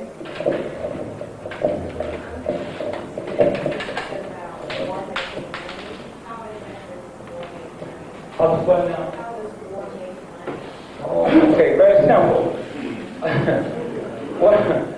During World War II, 1939, 1940, 41, before you were born, the whole world was in a depression. A war was declared called World War II. You heard of it, right? People all over the world, millions of people went to work, and factories began to spring up. You follow me? Huh? Weapons and whatever else. You see what I'm saying? Money was flowing. You see? You know, we got business now. We need bullets, we need guns, we need planes, ships, everything. They're making this money. You see? And then the capitalist, he captures the spoils of war. You see? Because after the war destroys property in cities and so forth, right? Then urban renewal come in. And he is there to make more money. You see? So that's how you do that. Young man? Yes, sir. In the Dead Sea Scrolls, there's much mention of teachings that were similar, that preceded, supposedly the birth of Jesus Christ, teachings that were similar to the teachings that were equivalent to Jesus Christ. Okay? This is what the VIII said about the Dead Sea Scrolls. And that this is also credit this is given to the Essene community around the Dead Sea, and there was also such a community allegedly in ancient Egypt. Okay, and that's one segment of what I want to ask you. Another part was in reference to the writings of Gerald Massey, where he talks about the historical Jesus of mythical Christ. And he makes also mention of a similar type Essene community. I think he refers to them as a therapeutic, the healers. How does what you, in terms of your statements pertaining to this, is there such a historical figure, number one, and was there such a community, or is all of this fabrication? And what is your statement regarding the Dead Sea Scrolls and the Essence community, get it back there. Okay, let me break it down. Let's go into the Dead Sea Scrolls. 20th century European faith. Okay? All right. Now, I knew that when it first came out. To gather more information on what I discovered about the Dead Sea Scrolls, I took a class at the University of Chicago, a DSS class, a Dead Sea Scroll class. I wanted to find out how these European scholars sustain the Dead Sea Scrolls and have the audacity to bring it before the world as being something of truth and not fiction. So I went there, and this is what they did. They're saying that according to the writings of Flavius Josephus, who was supposed to have lived 37 AD to 100 with a question mark, okay, that he in his writings speak about their theme community, okay. But see, there's never been a Josephus. That's pseudo-Perkia literature using incarnated names with attached stories. Now I'm going to show you how the Europeans use incarnated names and create incarnated names. Let's take the name Henry. Is Henry at this point a real person or just a name? Come on. It's a name. Now watch me do something to Henry, the name Henry. Henry lives in Atlanta, Georgia. Henry is married to an Atlanta, Georgia school teacher by the name of Helen. Helen and Henry, they have 2 children, Flaxton and Flaxine. Every Saturday, they go shopping to gather the groceries for their family. And on Sundays, they go to church. Now, what have I done? This is how you incarnate a name. You take a name, you make a body for it, put flesh on that name, and make it become real by attaching a story to it. You see? Then if you take that, if I took that same name, Henry and Helen, Flaxton and Flaxine in that story, and put it into the Bible, and people are taught that the Bible is the Word of God and to believe this without question, you see? And if I took that same story and put it into the institutions of the Europeans, and that story is disseminated all over the world in the European institutions, it becomes real, you see? And then I give you a diploma and give you a doctorate in that literature. You see? Then you go out and you teach others about Flavius Josephus. There's never been a Flavius Josephus. If you don't believe it, go to the library and get a set of books called the Encyclopedia Judaica and look up Josephon literature. Josephon. And in that literature, it will tell you there's never been a man by the name of Josephus. Okay? Now, you can use a name to write through. You see? I can take Henry and write a whole book on Henry. I can write through the name, using that name. Say, Henry said so-and-so, so-and-so, so-and-so. His wife Helen said so-and-so. And put it in a book. And you believe it. So they are saying that Josephus sustains the Dead Sea Scrolls. They say also that Philo Judaeus, a Jewish philosopher, sustains it. There's never been a Philo Judaeus incarnated name. They say that Pliny the Elder sustains it. Pliny is supposed to have been born 27 AD. Written so many books. I always get questions that what alphabet did this Pliny use? What alphabet does this Josephus use? That's never been a Pliny the Younger. Never been a Pliny the Elder. All fictitious names set up by the Europeans, created by the Europeans, put in their system. You see? Then they say the fourth name they use to sustain the Dead Sea Scrolls is Eusebius Pamphili, or Eusebius of Caesarea. That's never, they say, a 4th century historian, church historian, meaning the Roman Catholic Church. In the 4th century, there was no Christ. So how can you have a Roman Catholic Church? How can you have a Eusebius Pamphili of Caesarea? All fictitious names, false and fictitious names, spurious names. Okay? Then the next thing is that the Dead Sea Scrolls are written with what is known as the Hebrew or the Neo-Hebrew alphabet. There's never been no Hebrew. There's never been no Jews back during the time of antiquity. Judaism is the last of the 3 major religions to come into existence. See? They attribute to Josephus Antiquities, the writings called Antiquities of the Jews. Just a moment now. Antiquities of the Jews. Against Adrian.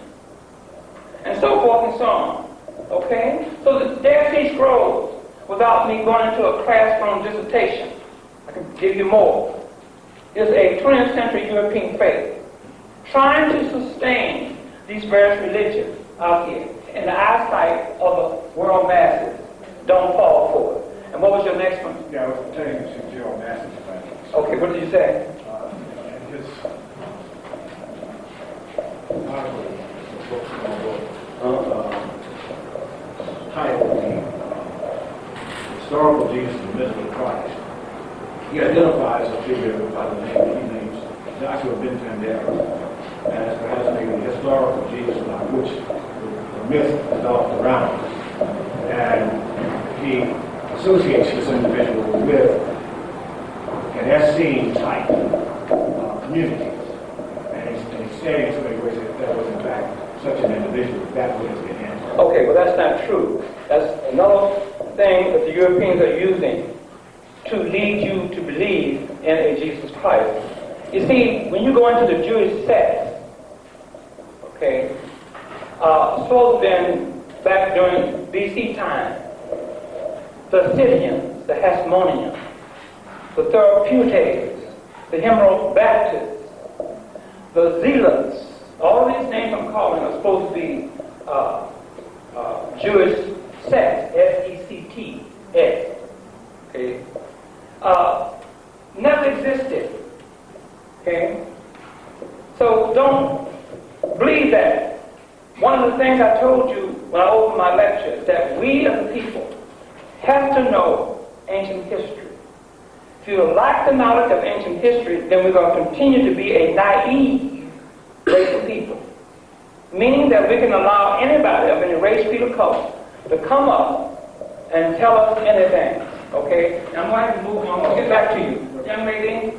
Yeah, two questions. If you don't believe in the Bible, or the Bible is written, what is the original man? Where did man come from? And second part, do you believe that the world will never come to an end, or will continue to take this like this? Okay. All right. Now, the first question you asked me, where did man come from, right? The answer is, I don't know. Okay? And nobody on earth, listen to what I'm saying, nobody on earth of any race, creed, or color, no matter how much money they have, what station in life they hold, cannot answer that question for you. I'm going to tell you why in a very simple way. Nobody on earth can tell you how they got here on earth in human form. Nobody. Okay? Now, how far back in your conscious memory that you can remember that you were alive on earth, young lady? About what now? About 3 years old. So from 0 to 3 years old, you have no conscious memory of yourself, do you? Huh? Is that right? Speak up now. Say something because we're on camera. Okay. Okay. Now, what happened at 3 years old when you found yourself consciously here on earth? You found yourself living in a certain geographical land area on Earth. Is that correct? Where was that at? Yeah, where did you find yourself? Oh, you was in Trinidad, Mom. Okay. And you found yourself belonging to a certain race of people. Is that correct? Okay. Now you multiply your experience with every human on earth of all races, creeds, and colors. See, people ask me, where did the white man come from? I have no idea. Because I can't tell you where Walter Williams, how he got here. So if I can't tell you how Walter Williams got here, I can't tell you about you, or even you, or no white man, Chinese, or nobody. You see? So the answer to your first question is nobody can tell you or give you that answer. The answer is a mystery. Okay? Now the second question that you asked me, do I think that the world will come to an end? The physical world, no. The world of the European, yes. Okay? If we as a people find our way back to ancient Egypt, where our ancestors' great culture was cut off, we can do that. Because the Europeans, when they walked into Egypt and they discovered this beautiful, gorgeous, great, in awe civilization that our ancestors had created, they wanted to be made part of that. And they set out to put themselves up as a god so we can worship them. They also set out to destroy the institution of our ancient Egyptian ancestors. And they destroyed it all the way down to the foundation. And they used that foundation to build themselves an institution on. But the Europeans built themselves an institution using our ancient Egyptian ancestors' foundation of lies, deceit, murder, injustice, corruption, mythology, and perverted scholarship. Is that true? Let me hear something loud now. Is that true? Yeah. Okay then. You should be clapping and start speaking and all that kind of stuff. Give me some whistles and stuff, okay? That's true. No, the world won't come to end. But the people, the consciousness will come to a higher level and connect back with our ancient Egyptian ancestors. And that, in turn, will destroy the European institution. You see? Okay? All right? See, we cannot destroy the European institution physically with guns because he is a master scientist of war. You can't do that. But we can destroy his institution with our mind. Okay? When they come up and say, Socrates said so-and-so, never been a Socrates. Plato said so, never been a Plato. Aristotle said, never been a Aristotle. Herodotus, never been a Herodotus. Homer, never been a Homer. And all those other Greek non-existing names. Okay? But you got to have something to replace that. Why was there no Socrates, no Plato, no Aristotle, no Herodotus, no Homer, Pythagoras, and all those other Greek names? Why? The question has to be asked. If these names existed in human form, then what alphabet did they use to write with? You see? Because the Greeks had no alphabet. And all these Greek names had no alphabet prior to Alexander the Greek coming into Egypt, forcing the Greek language on our people. And our people, the ancient Egyptians, were the only people on earth with a writing system. They had 3 alphabets. And they took one of their alphabets and applied it to the Greek language. And that alphabet, it was the phonetic alphabet. It is misnomer today called a Greek alphabet. You see? And our scholars, our African scholars are going around talking about the Greek study with the ancient Egyptians. No. First place, like I told you, our ancestors did not take savages into their sacred society. They took the illiterate people. They handpicked their own people to come in there. They couldn't, they took the Greeks and they had to teach them A, B, C, D, E, F, G. They're not really running no kindergarten. You see? See, so we have to replace and destroy Western institution and Western civilization with knowledge, not physical knowledge, but with knowledge of understanding what he has done and where all his lies and mythology and his deceit and perverted scholarship is lying. Okay? Okay, young man, I'm going to get to you. So who now? Okay. And made it to schools of God, right? What information or historical fact do you have that was a sellout as opposed to a tactic? Because that was not the first time foreigners had been allowed to set on. What was the first time? What now? Foreigners had been allowed to set on the throne in ancient Egypt. Oh, Over the 9,000-year history, that happened several times. okay, wait a minute. I want to ask you a question. What foreigners sat on the throne of ancient Egypt prior to the Greeks coming in there? Well, they teach that foreigners were in and out. But who? No. Never been no Hyksos. I'm glad you brought up Hyksos. Well, that's it. No, okay. I'm just... Okay. I'm writing a book on the Hyksos right now, the repudiation of the Hyksos. Okay? And the chronology of ancient Egypt. Just a moment now. The Hyksos never invaded ancient Egypt. Never was in Egypt. No such thing as the Hyksos. I'm going to tell you why. The only place that you find Hyksos is in the chronology of ancient Egypt. Is that correct? A chronology. Do you understand what I'm saying? No. A written chronology that the Europeans are using today. They say the first pharaoh of Egypt was Nomamenes, right? Then they say pharaoh of the third dynasty was Zoser. Then they say pharaoh of the fourth dynasty was Khufu, and so forth and so on. Is that right? Huh? But see, that's not true. You know why it's not true? Because the ancient Egyptians didn't write that.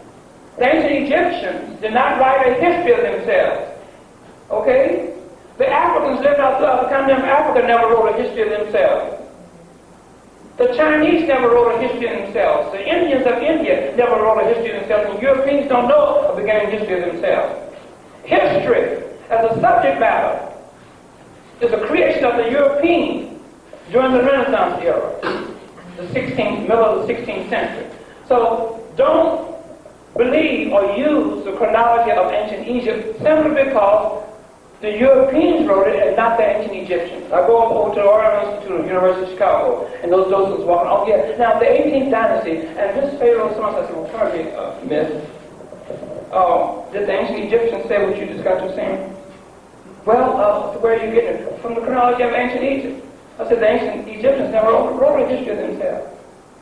I think everybody's, they have no answer for that. So don't bring no Hyksos. So tell me, just a moment now, you mentioned that there were other foreigners sitting on the throne of Egypt prior to the Greeks coming into Egypt. Alexander the Greek. Tell me who they are. Okay, well, some people would even say that Persian. Never been a Persian. Okay, then If you don't believe, I'm gonna tell you if you don't believe, it's never been a Persian. You go and go to the Encyclopedia Judaica, and you look up the great synagogue in there. So this is a piece of literature. And in that, they'll tell you they don't know nothing about no Persian. Okay? That's all European pseudepigrapha literature, using incarnated names with a tax story to try to sustain Judaism, okay, in the believer's mind. Okay? I'm going to tell you this and I'm going to let you continue. This is something I want you to use as a guideline. If you understand what I'm saying, I'm going to give you the foundation of all European civilization. This is what the foundation is built off of. Listen, it's built off of pseudepigrapha literature. The word pseudepigrapha means false and fictitious, spurious literature. Using incarnated names. How you incarnated names like I did Henry. Everybody remember me incarnating Henry? Making a body for it, putting flesh on it, attaching a story to it to make it real. Okay? With narrative stories attached to it. That's the base foundation of European history and civilization, non-civilization. Of course, then they take these stories, like Arnetta was saying, and predate them. So you can write something in 1995 and predate it 5,000 years ago. So this happened 5,000 years ago. And then you can put it in your institution, but you got to have an institution when you do that. And then disseminate it through that institution to people all over the world, give them diplomas on it, and then people believe it. Why? Because this is Dr. Hooperblum from the University of Chicago. See? But look, when little Walter Williams come along, you won't believe him, because I don't have no University of Chicago behind me. Okay? But I'm telling you the truth. See, I don't study for 22 years. I didn't study for nothing now. Okay, now what's going on? So wait now, hold it. You can't tell me who said this. Hold it. You cannot tell me. This is I want you to learn something, young man. Don't let nobody tell you that they had fauna sitting on the throne of ancient Egypt prior to Alexander the Greek, okay? Because every time you bring up something, I'm going to knock it down. Go ahead. That's no problem. Okay. Move on. All right. Let's assume that when the Greeks got independent, that was the first time some Florida came over. Okay. Why do you draw the conclusion that the acquiescence on the part of this Malachi priesthood was atomism as opposed to a tactic? The tactic that they use, was that on that? Do you understand my question? Yeah, I understand your question. It may be that they might have been so conscious that they might have understood that it would take 2,000 years for the country to come back, for us, their descendants, to reclaim our inheritance on that country. So, I mean, you follow what I'm saying? I understand what you're saying. Let's understand this. When the Europeans came in,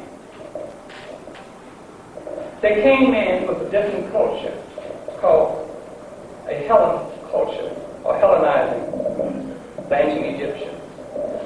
Part of that savage culture that the European Greeks brought in was a very brutal and savage type of culture. And the ancient Egyptians was not used to that type of treatment, that type of brutality, etc., etc. So yes, you can rationalize and say, well, they tried to appease this Ptolemy ruler, okay?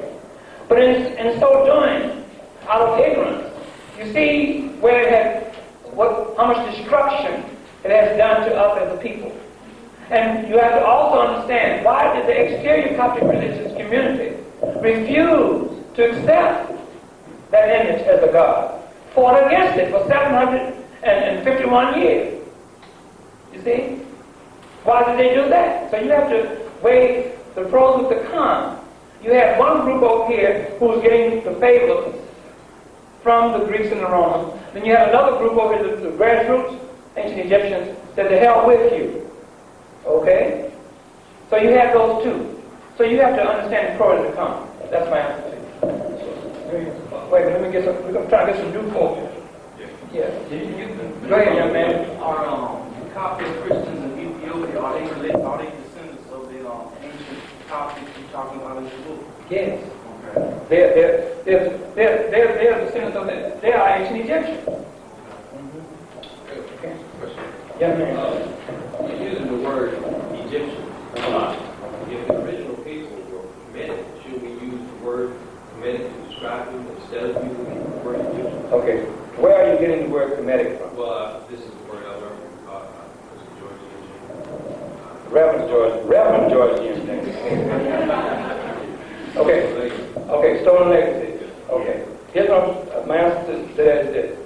I've asked people, this is not the first time I've been asked that question. I asked them, where are you getting the name Kemetic from, or Kemite, Kim from? They're telling me from the hieroglyphics. Okay? And I come back to them and tell them that the hieroglyphics has never been deciphered. So you can't get that from the hieroglyphics. See, because they're saying that the word Kim or Kemetic means black land. Okay? And the people of the African community feel good about that. But see, I'm not going to let you feel good based on a lie. Okay? They're saying that they're getting the word Kim or Kemetic or Kemite from the hieroglyphics. I shoot back and say, well, the hieroglyphics has never been deciphered. Okay? So if the hieroglyphics has never been deciphered, then you cannot get no Kim from the hieroglyphics. You've got to come a different route. And they, so far, haven't come a different route to tell me how this word Kim came about. Now, I can tell you how the word Egyptians come about, or Egypt came about. It was coined by the Coptic Egyptian speaking Greek. A lot of times people in the audience say, Mr. Williams, you know, they get all indignant because they don't like what I say about their religion. You speak of the ancient Egyptians, yes? That's a Greek word, yes? Explain that to me. This is what I come back. Yes, the word Egypt is a Greek word, but it was a word coined by the Coptic Egyptians speaking Greek. They call themselves Egyptos or Egyptus. Okay? Just like Jesse Jackson, speaking English, said that we as a people should call ourselves African Americans. Is that right? The white folks had nothing to do with that. But it was Jesse Jackson speaking English said that, right? So you got to find out where the word Kim come from. Okay? Young lady? It's in my book. Okay. And one was Phoenician, you said? No, I haven't said that. Phonetic. I don't use the word, I'm going to get to you. I don't use the word Phoenician. You know why? Because the Phoenicians will lead you back to the Israelites and Canaanites, biblical literature, and Jews. There's never been any Jews walking on earth in human form, according to the narrative stories that's told in Bible literature. The only place that you find Jews, Hebrews, Israelites, Canaanites is in between the pages of Bible literature and the narrative story. Only. Okay, so I don't use that. I don't use no Phoenicians. That's a phonetic alphabet.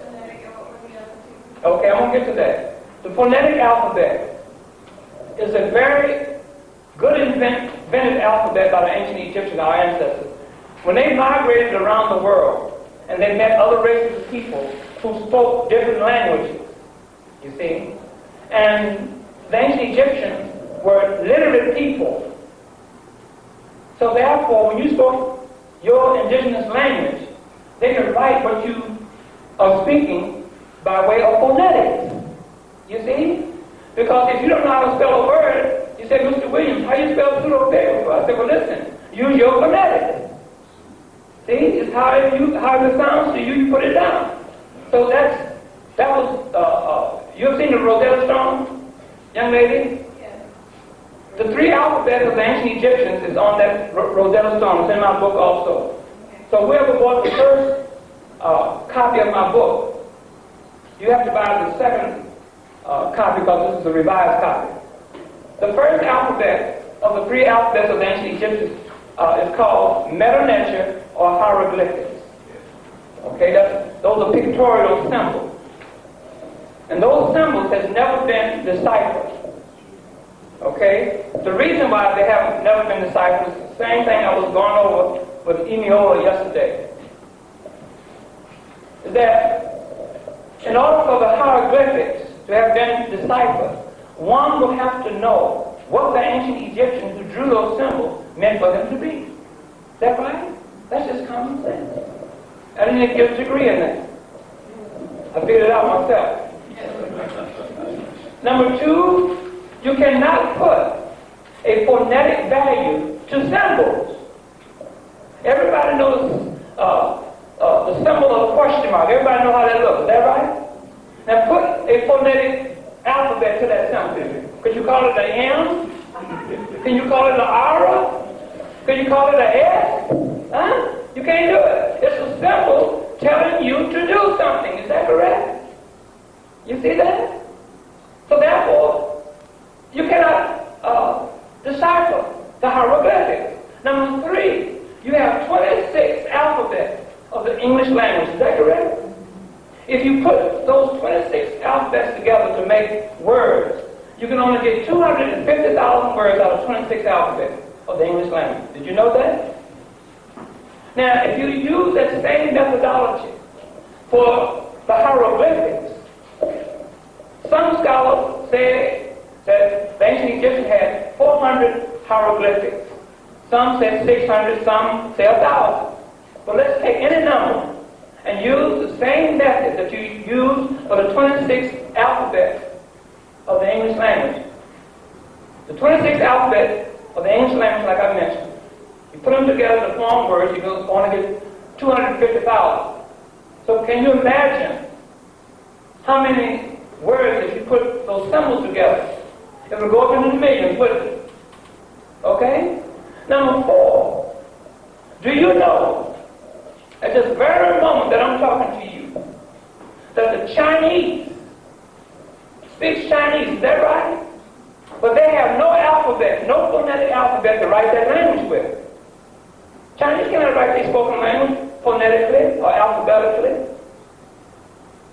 Now they have symbols, don't they? Okay? So if symbols could be applied to a spoken language, then the Chinese would use those symbols to write their language with. When they use those symbols, they only tell you what to do, give you a direction. How many people in here drive? Raise your hand. Okay. When you went to take your driver's test, you were tested on knowing the symbols, is that right? And when they put up a railroad crossing up there, they didn't want you to put down no Q.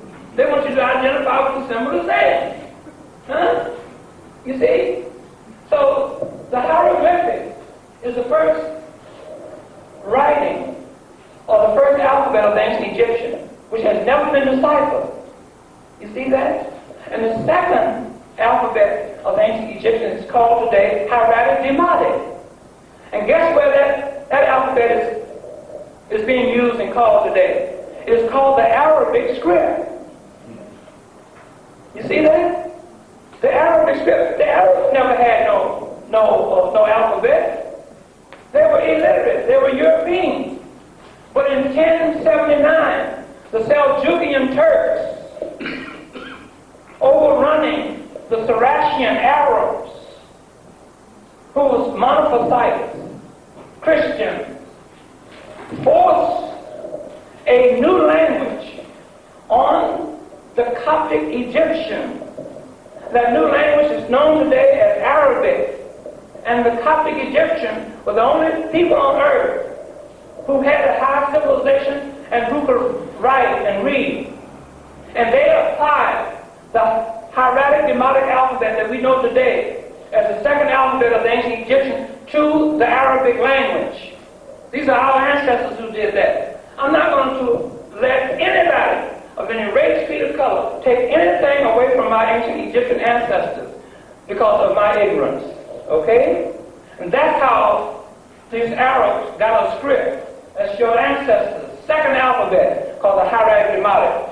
And then the fourth alphabet, the Jews come along and want to take that and talk about this is the Neo-Hebrew alphabet. It's called the Phoenician alphabet. And when you look up the word Phoenician, trace it historically, it goes back to Canaanites and Israelites and leads you right back to the Bible and to Jews. No, I'm not going to give them that. Change it. Phonetic alphabet. That's what, those are three alphabets that's in my book. Young lady. That raises some questions for me because certain scholars like Dr. Ben, a lot of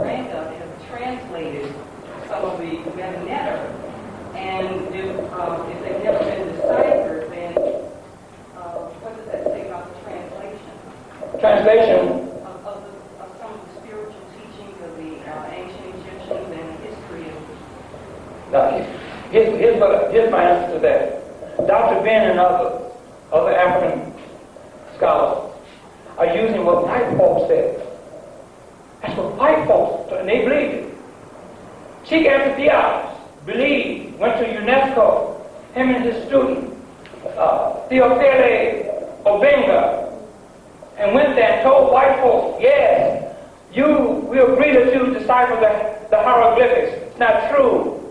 Okay? Dr. Ben is wrong. Cheikh Anta Diop is wrong. Obenga is wrong. And any other African Negro scholar and any other European scholar, the ancient Egyptian meta-nature of hieroglyphics has never been deciphered. I just told you why. Okay? And when I go to the University of Chicago and speak to those so-called Egyptologists, which is no such thing as an Egyptologist, if you're an Egyptologist, then tell me how the Great Pyramid was built. If you're an Egyptologist, huh? If you're an Egyptologist, tell me how the meaning of the hieroglyphics. They can't do it. When I go over there and tell them that the hieroglyphics has never been deciphered, they are teaching the deciphering of the hieroglyphics. You know what they say? You're right. I don't get no argument from them. My argument comes from the Negro scholars. Because they're using what white folks said. I don't use what white folks said. I deny and take back the control of ancient Egypt out of white folks' hands and their institution. Okay? Because listen, let me tell you something. Long time ago, I've been studying this for 22 years. And, you have to go along with a white cane and a red tip and a dog and be running around until you find your way, I went over to the University of Chicago to take a hieroglyphic class. And I'm sitting up in there. I didn't know what I know now. I didn't have what I knew. But I'm sitting up in this class, and I got a funny feeling that came over me. And this is the feeling that came over me. It says, what the hell am I doing in here? Letting a white man tell me about something about my ancestors. Huh? I'm a fool. And what he's telling me is not true. But I'm sitting up there, little fool Walter Williams, descendant of ancient Egyptian, letting a white man tell me about the decipherment of my ancestors' writing. Okay, now, so Dr. Ben and those others are using white folks' decipherment. Okay, so don't believe that.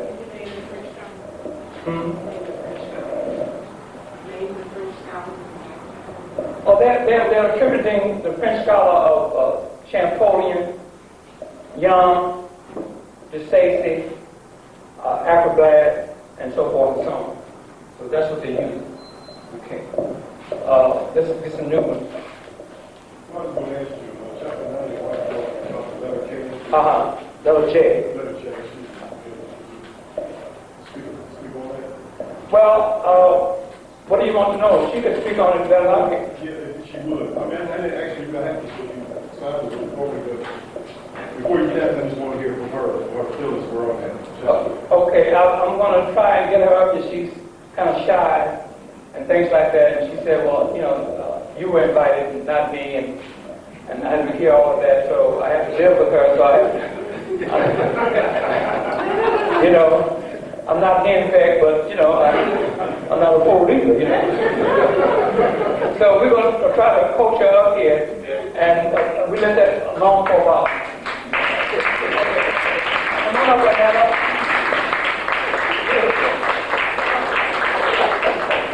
So, what do you want to know? Answer about the... I didn't read it last time I went to. I just want you, since I'm here before you leave, I just want to hear from you what your feelings is. Did you say you did or did not have an opportunity to read it? No, I will. Okay. Actually, how the letter J came about is many people used to ask Professor Williams, they would say, are you speaking of only the name Jesus not existing on the person? So that came up over and over again, because a lot of people are aware that the letter J has only been in existence for about 500 years, actually less than 500 years. Okay, it's one of the newer alphabets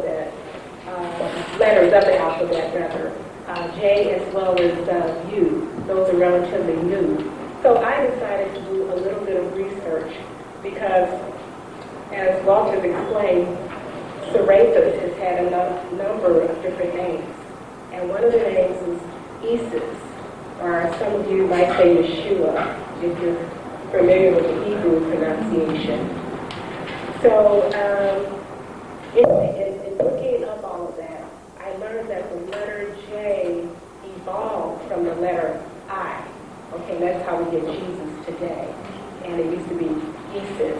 Just like we have the name Julian today. It used to be Julian. Okay, so there was no J. In some of your early dictionaries and encyclopedias, you see the two mixed together. The words that we spell today with J are mixed in with I's. Okay, so anyway, I just went into details about how that came about, and I think more germane to this particular discussion is the fact that there are some spiritual meanings connected with all of this too. Like we call them cognates. In looking at the etymology, which is the origin of the letter, you find that there are similarities of meanings between like your J and your I and your Y and a few others that you'll see in the chapter. And when you start to break that down, it kind of relates back to nature and you see the correlation. Even the S has a similar meaning.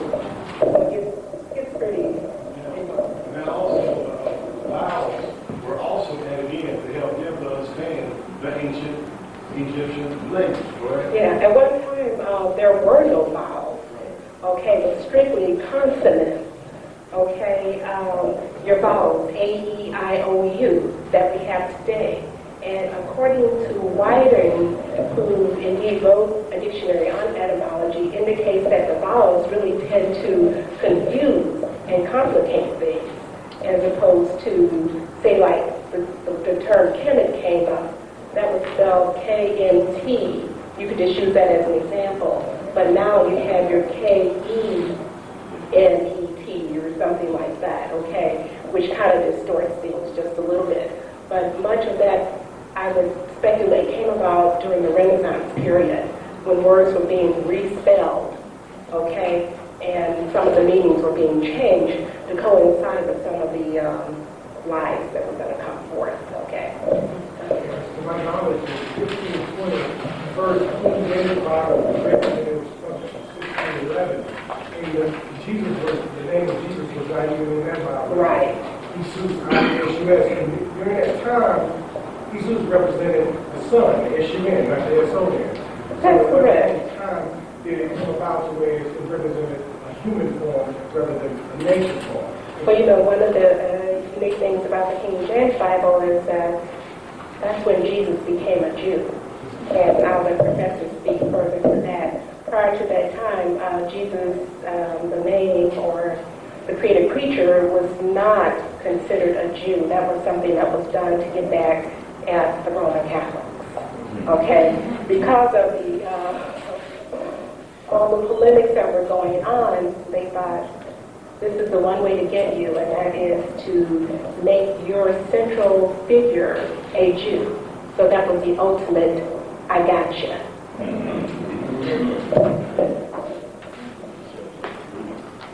Yes, ma'am. No, just a minute. And then, well, I'm on a road to truth, and this has certainly been refreshing listening to you.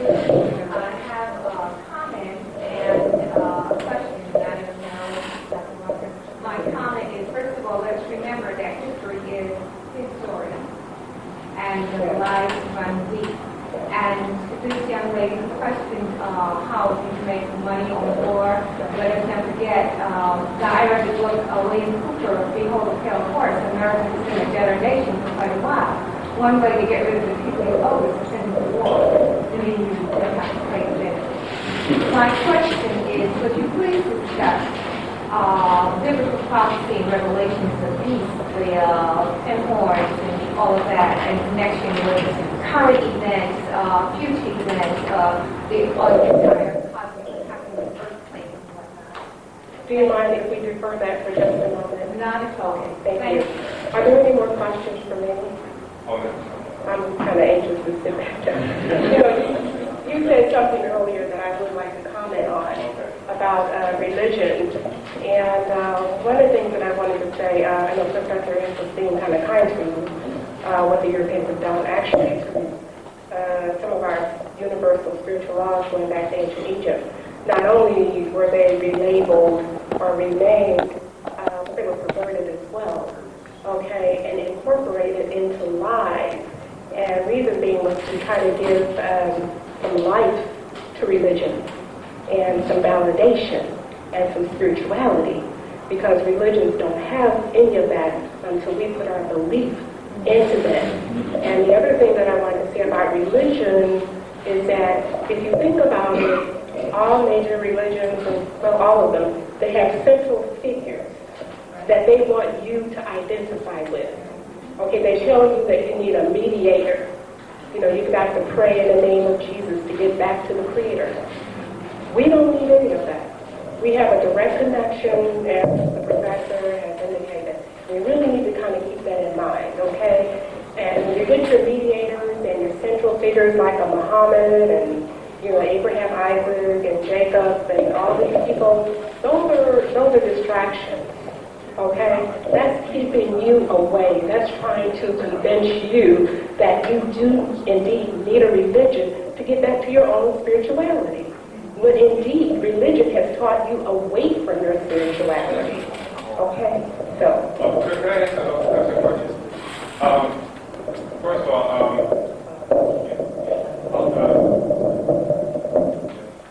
my second question is, could you give us a list of your black or African resources that you got your information from? And my first question is, you said in the lecture that the Jews created Islam or Muhammad. Could you expound on that? I didn't tell you that, but I will go into that. In reference, you asked me to use some type of black reference. I don't deal with black stuff and black people. Or African. Ancient Egyptians. That's what I mean. Could you name some African or ancient Egyptian references that you got your material from? I'm just being facetious, okay? But I'm real. I'm serious on that. I only use one. It's Education of the Negro by Carter G. Woodson. The reason being is that all of these African scholars are going to white folks getting their stuff. So I go to white folks too. So you said there's no African scholar that has any information about our parents that you would call valid? I wouldn't say that. See, who would say that? Woodson just talks about, basically, miseducation, how we're miseducated, and how we're, using miseducation to miseducate our people. But I'm talking about we need to go back into in order to get straight, like we're trying to do here. If you just dispel all our, beliefs and stuff like that, we need some black or African or ancient Egyptian sources that we can go to, other than the white people. So we can get, because, we don't know if they're the white people's stuff, that you probably get a lot of your information from us. But see, I get their stuff and destroy it. So if you want a person of African origin, then you start with Walter Williams. Yeah. Where did you get your information? I said I got it from white folks. But I destroyed just a moment. I said I got it, I'm telling you truthfully. I get it from white folks, but I analyze it and destroy it.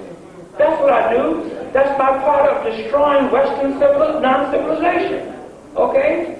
So it has to be destroyed because they used and destroyed my ancestors' institutions, the ancient Egyptians' institutions, destroyed it down to its foundation, used that foundation to build themselves an institution on. But they built themselves an institution built off of lies, deceit, murder, corruption, injustice, mythology, and perverted scholarship. So in order for me to get you to see the perverted part, I have to destroy that. So that destruction starts with Walter Williams, okay?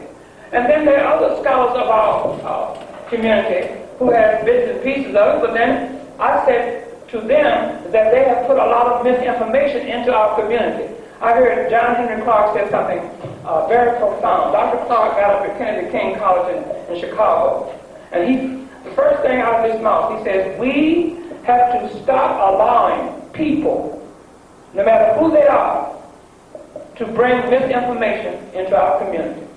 Okay, who they are. Okay, how much you love Chick Answer Diaz. Chick Answer Diaz brought some misinformation in our community. And I'm man enough and have a scholarship to say he did and identify. Chancellor Williams brought a lot of misinformation into our community. And I can identify it and tell you about it. Okay? George G.M. James, the Reverend George G.M. James, brought misinformation into our community. We cannot go into the 21st century. I don't care who brings it in, how much you're in love with them. They're wrong, they're wrong. You see, Chick Answer Diaz disqualified himself. He was not a historian. He was a physicist. He disqualified himself as a historian simply because he was a Muslim. How can you be a Muslim when history tells you there's no Prophet Muhammad? He was a historian. He should have found that out. Chancellor Williams was disqualified as a historian simply because he was a Roman Christian. He was a Catholic. Christianity, history tells you that there's no Jesus Christ. So if you're a historian, he would have found that out. I found it out. You see what I mean? And on and on. But how did you find it out? What did you look? What you read? I had to. What did it say? I'm telling you now. I just got to. Oh, I can't. I'm not going to walk an encyclopedia. Read in the back of my book. I put some bibliography there.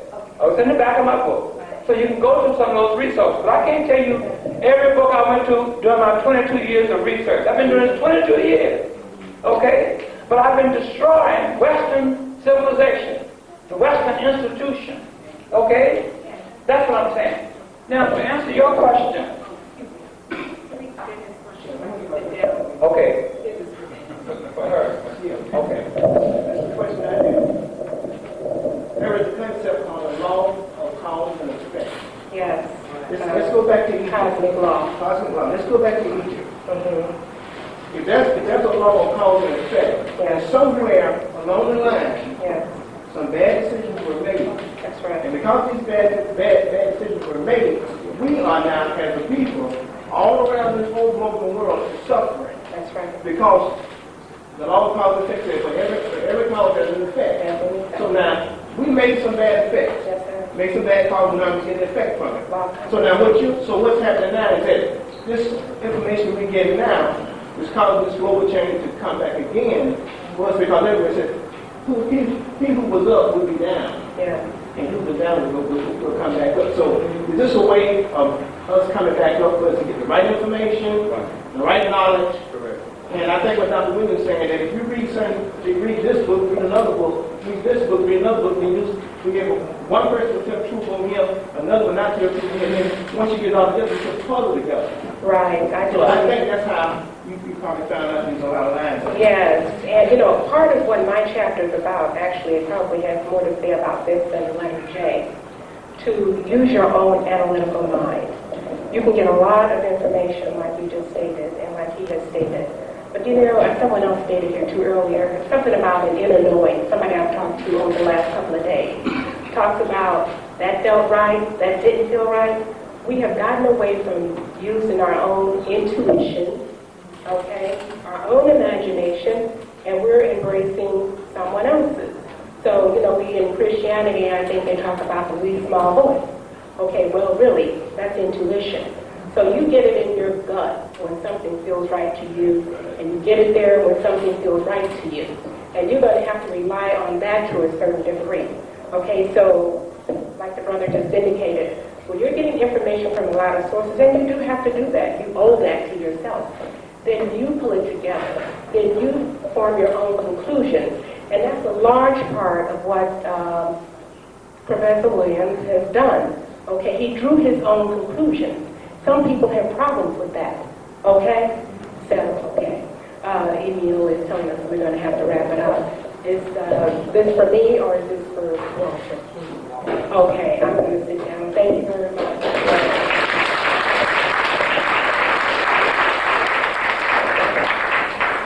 You see, in my book also, I don't give quotes.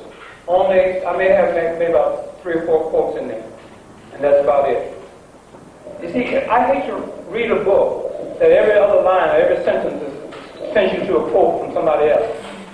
So this author read 100 books on the subject. So what is your conclusion? You see, I'm not interested in the quotes about whoever wrote this and wrote that. You read it, the subject matter. What is your conclusion? I didn't do that. I got it in the second book. The author is aware that this book has no footnote. Okay? So I did that on purpose. And getting back to this young lady here, you see, when you put down prediction and write them down and put them in a book, such as the Bible that you were speaking about, coming true, Revelation, so forth and so on. When you put those quotes down in the Bible, and you teach the masses of people all over the world to believe in the Bible, and you say, well, in 1995, I can see what the Bible is saying is coming true. Is that what you're saying, young lady? Well, That's what, in essence, that's what you're saying. Is that correct? this is what you hear. What you hear from the Christians and religious theology. My answer to that is this. Time brought that about, not the prediction. Prediction is just a prediction sitting up there. But in order for that prediction to become true, time brings that about. You follow me? I can say that there's going to be many car accidents on this street out here, on Peter Street. Okay? Now what will bring that about? Time. And if I put that in the book, suppose I put that in the Bible, let's say that there are going to be many accidents on Peter Street in Atlanta, Georgia, and put it in the book, in the Bible. 100 years from now, people will be saying, yeah, that's right. It shows a lot of accidents on Peter Street. See? Time brings that about. That's my answer. Okay. I agree with you. I listen to what you said, and I do some research also on my own. So that's one information. So we have to do and I do disciple. I do white people literature, and I disciple. That's what I'm saying. You disciple. You got to then what you need to get your power, you can disciple them. You can put it, and then you see conflicting things in the book that you read. But there's one thing I do oppose, what you said, I had to say it because I know him, I don't know him, but I went under that leadership in Farrakhan, and he had some money, and believe me, in a crowd like this, it might get 2,000. They don't pay for nothing. They don't ask government for nothing. Everything they get, some brothers go free, some sisters go free. See, a lot of stuff was not mentioned that you may not know of. And what I'm saying is he do help us. I feel that he helped us by just getting a brother in. Get the brother what? Just get the brother in. In where? In his leadership, because what they do, they don't go back and do the same thing. They destroy the community. They focus just to get back, get in, and help the community, and that's helping us all. I'm just saying that's the way I perceive it, because I've been in there and I've seen a lot of things go on, and to me that's an honor. That is our honor, and I depend on them to do it. Okay. Okay, let me answer that question. Let me answer your statement there. Okay. Oh yeah, one more thing we're gonna say. And if you can't, and I feel like this, in the positive light, there's gonna be always negative and positive in any religion, any belief. Oh yeah. And so what I'm saying on the positive light, it is helping us even if we don't want to recognize how much it's helping us as a brother. So they help a brother, they help a sister, and they help a brother, they help a community. That's the way I see it. Now for religion, I understand what you're saying. Now I'm very spiritual. But if it was somebody out here that's not spiritual, I see people walking out here with non-spiritual. This is another comment I'm making. You give me a lecture now, come on. Okay, no, I'm not trying to get you lecture, boy. I'm trying to get to the point. The point is I'm trying to get to this. You're right. Okay, maybe that didn't happen. I feel like it didn't happen. I put it together. But you got people out here that cannot start off the level that you're giving us. Okay, because I'm spiritual. I might can start off in that level and come out of Islam, come out of whatever you say for an example, illustration. But there are people that don't even know what spirit look, what it is, what it feels like, and religion or belief, because my thing is a belief thing factor. People talking in tongues? Huh? People run around talking and someone falling out of the floor. But see, the thing, what I'm saying is this, as long as they get in touch with spiritual, and then when they reach a certain level, you have to, what you're saying is a certain level they have to reach, because they don't have that understanding of even just the basics of themselves.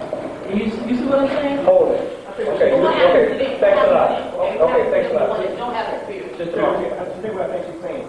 I know what she's saying. I know what she's saying.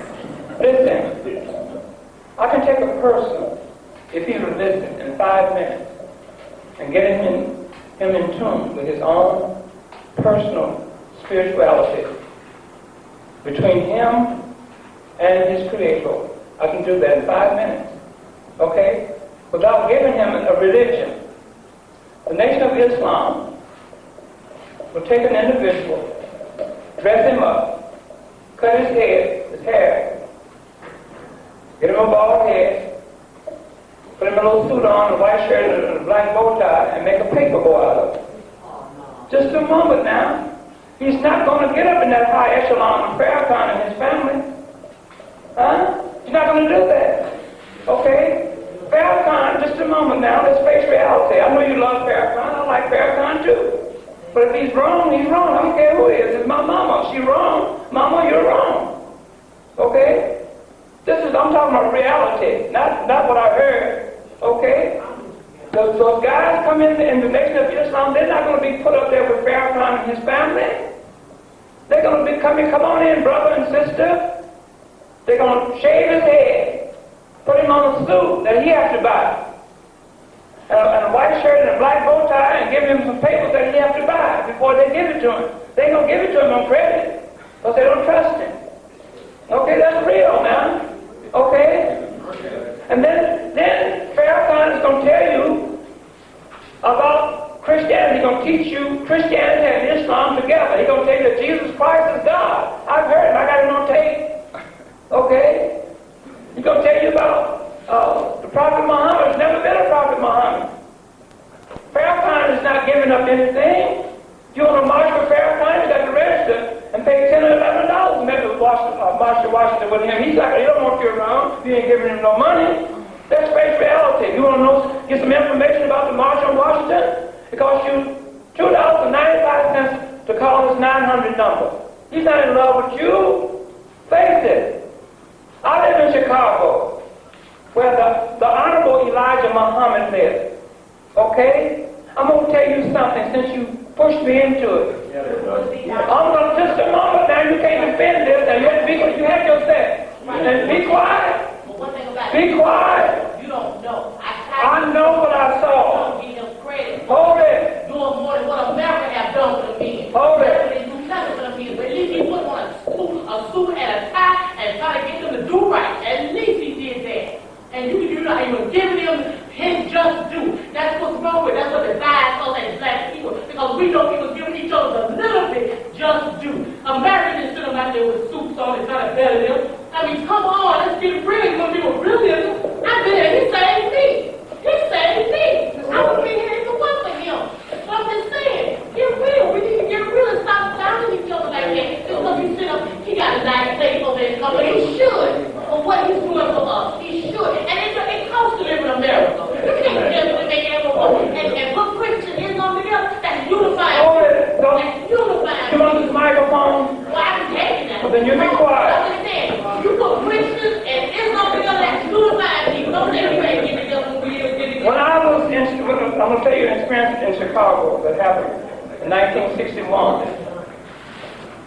The Honorable Elijah Muhammad put a newspaper out. I'm going to call a spade now. I don't care if you don't like it or not. I'm sorry. He put a newspaper out called Muhammad's Speech. In the back of that newspaper he says, spend your money with your own kind. Is that correct? Right. He said the white man was the devil. Is that correct? Right. But in 1961, he bought a bank on 83rd and Cottage Road called the Chesterfield Savings and Loan Association Bank. He took that bank and transformed it into a restaurant.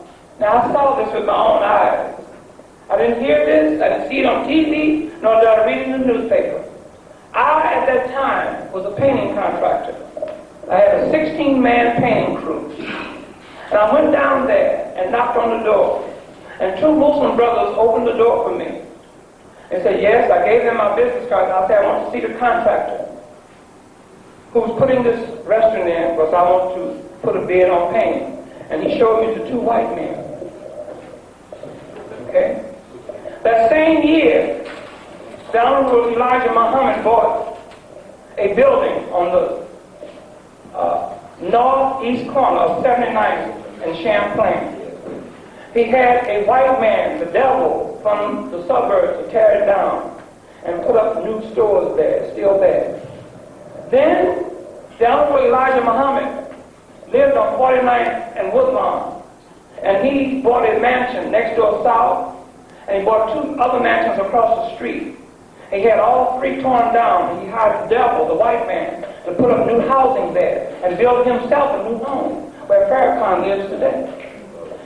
The sod, the grass, put down on that property was put down by young white boys. Okay? That's deceiving us. Suppose I told you to marry nothing but women of our kind, and I'm marching here with a white woman.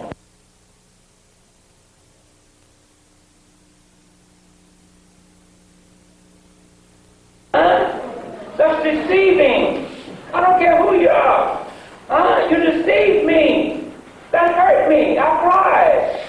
Because I believed in what he was saying. I never was a Muslim. I said, hey, this guy is right on. I like that what he's saying about white folks.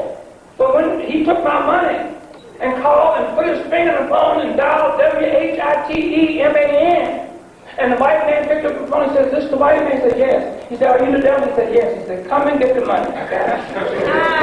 That hurt me. Do you understand that? So